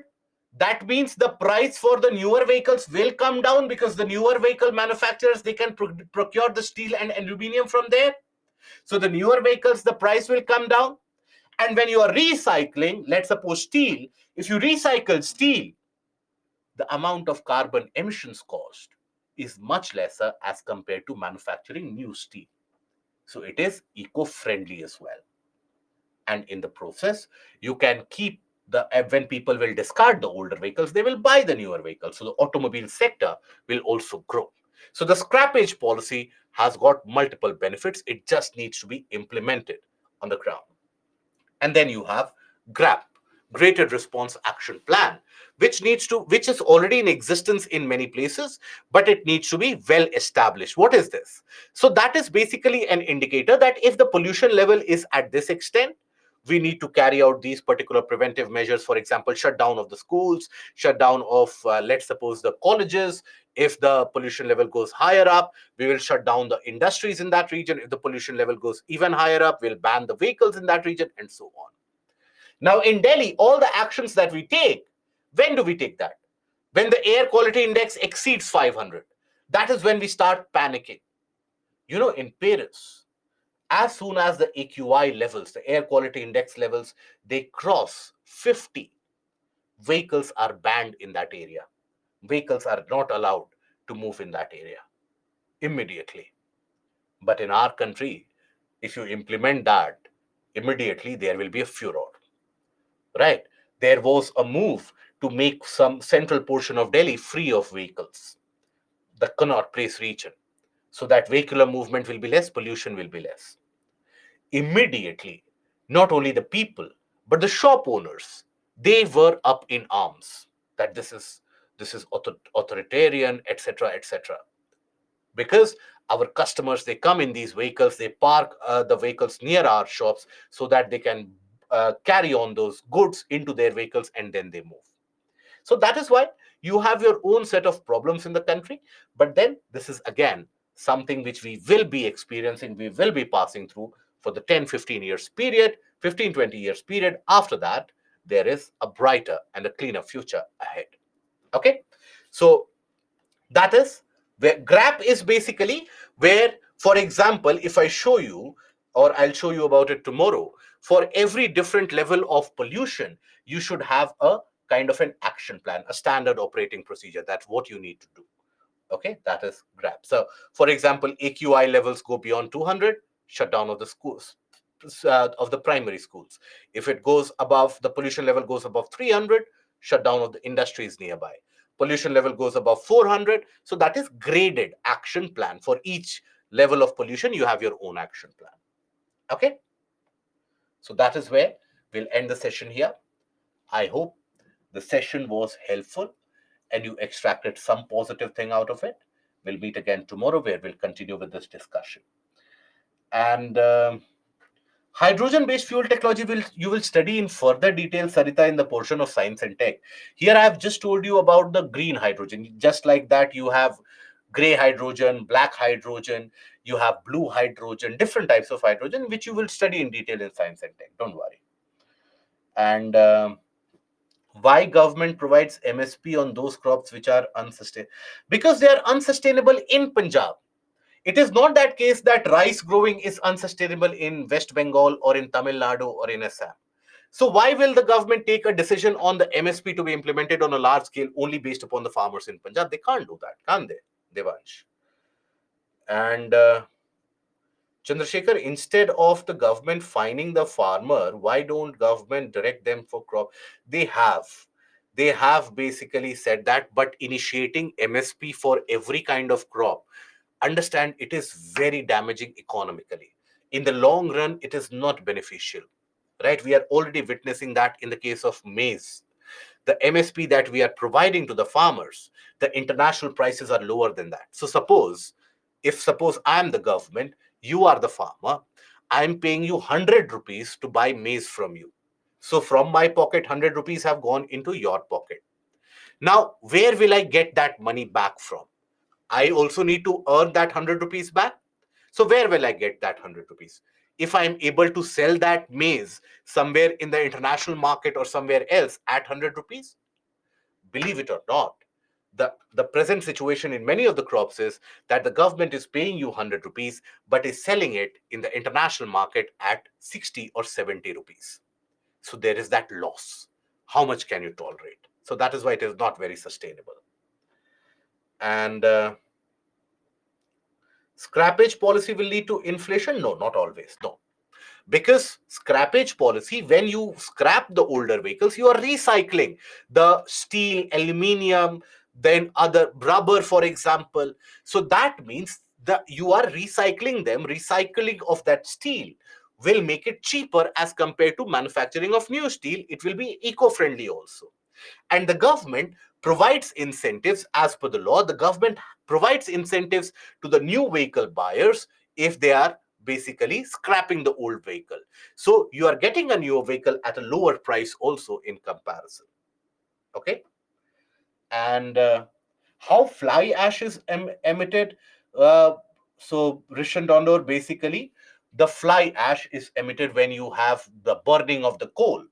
So that is what basically emanates that ash. It is very light. And if the gas is, or if the flue gas is not treated, then that is emitted from the chimneys of these power plants.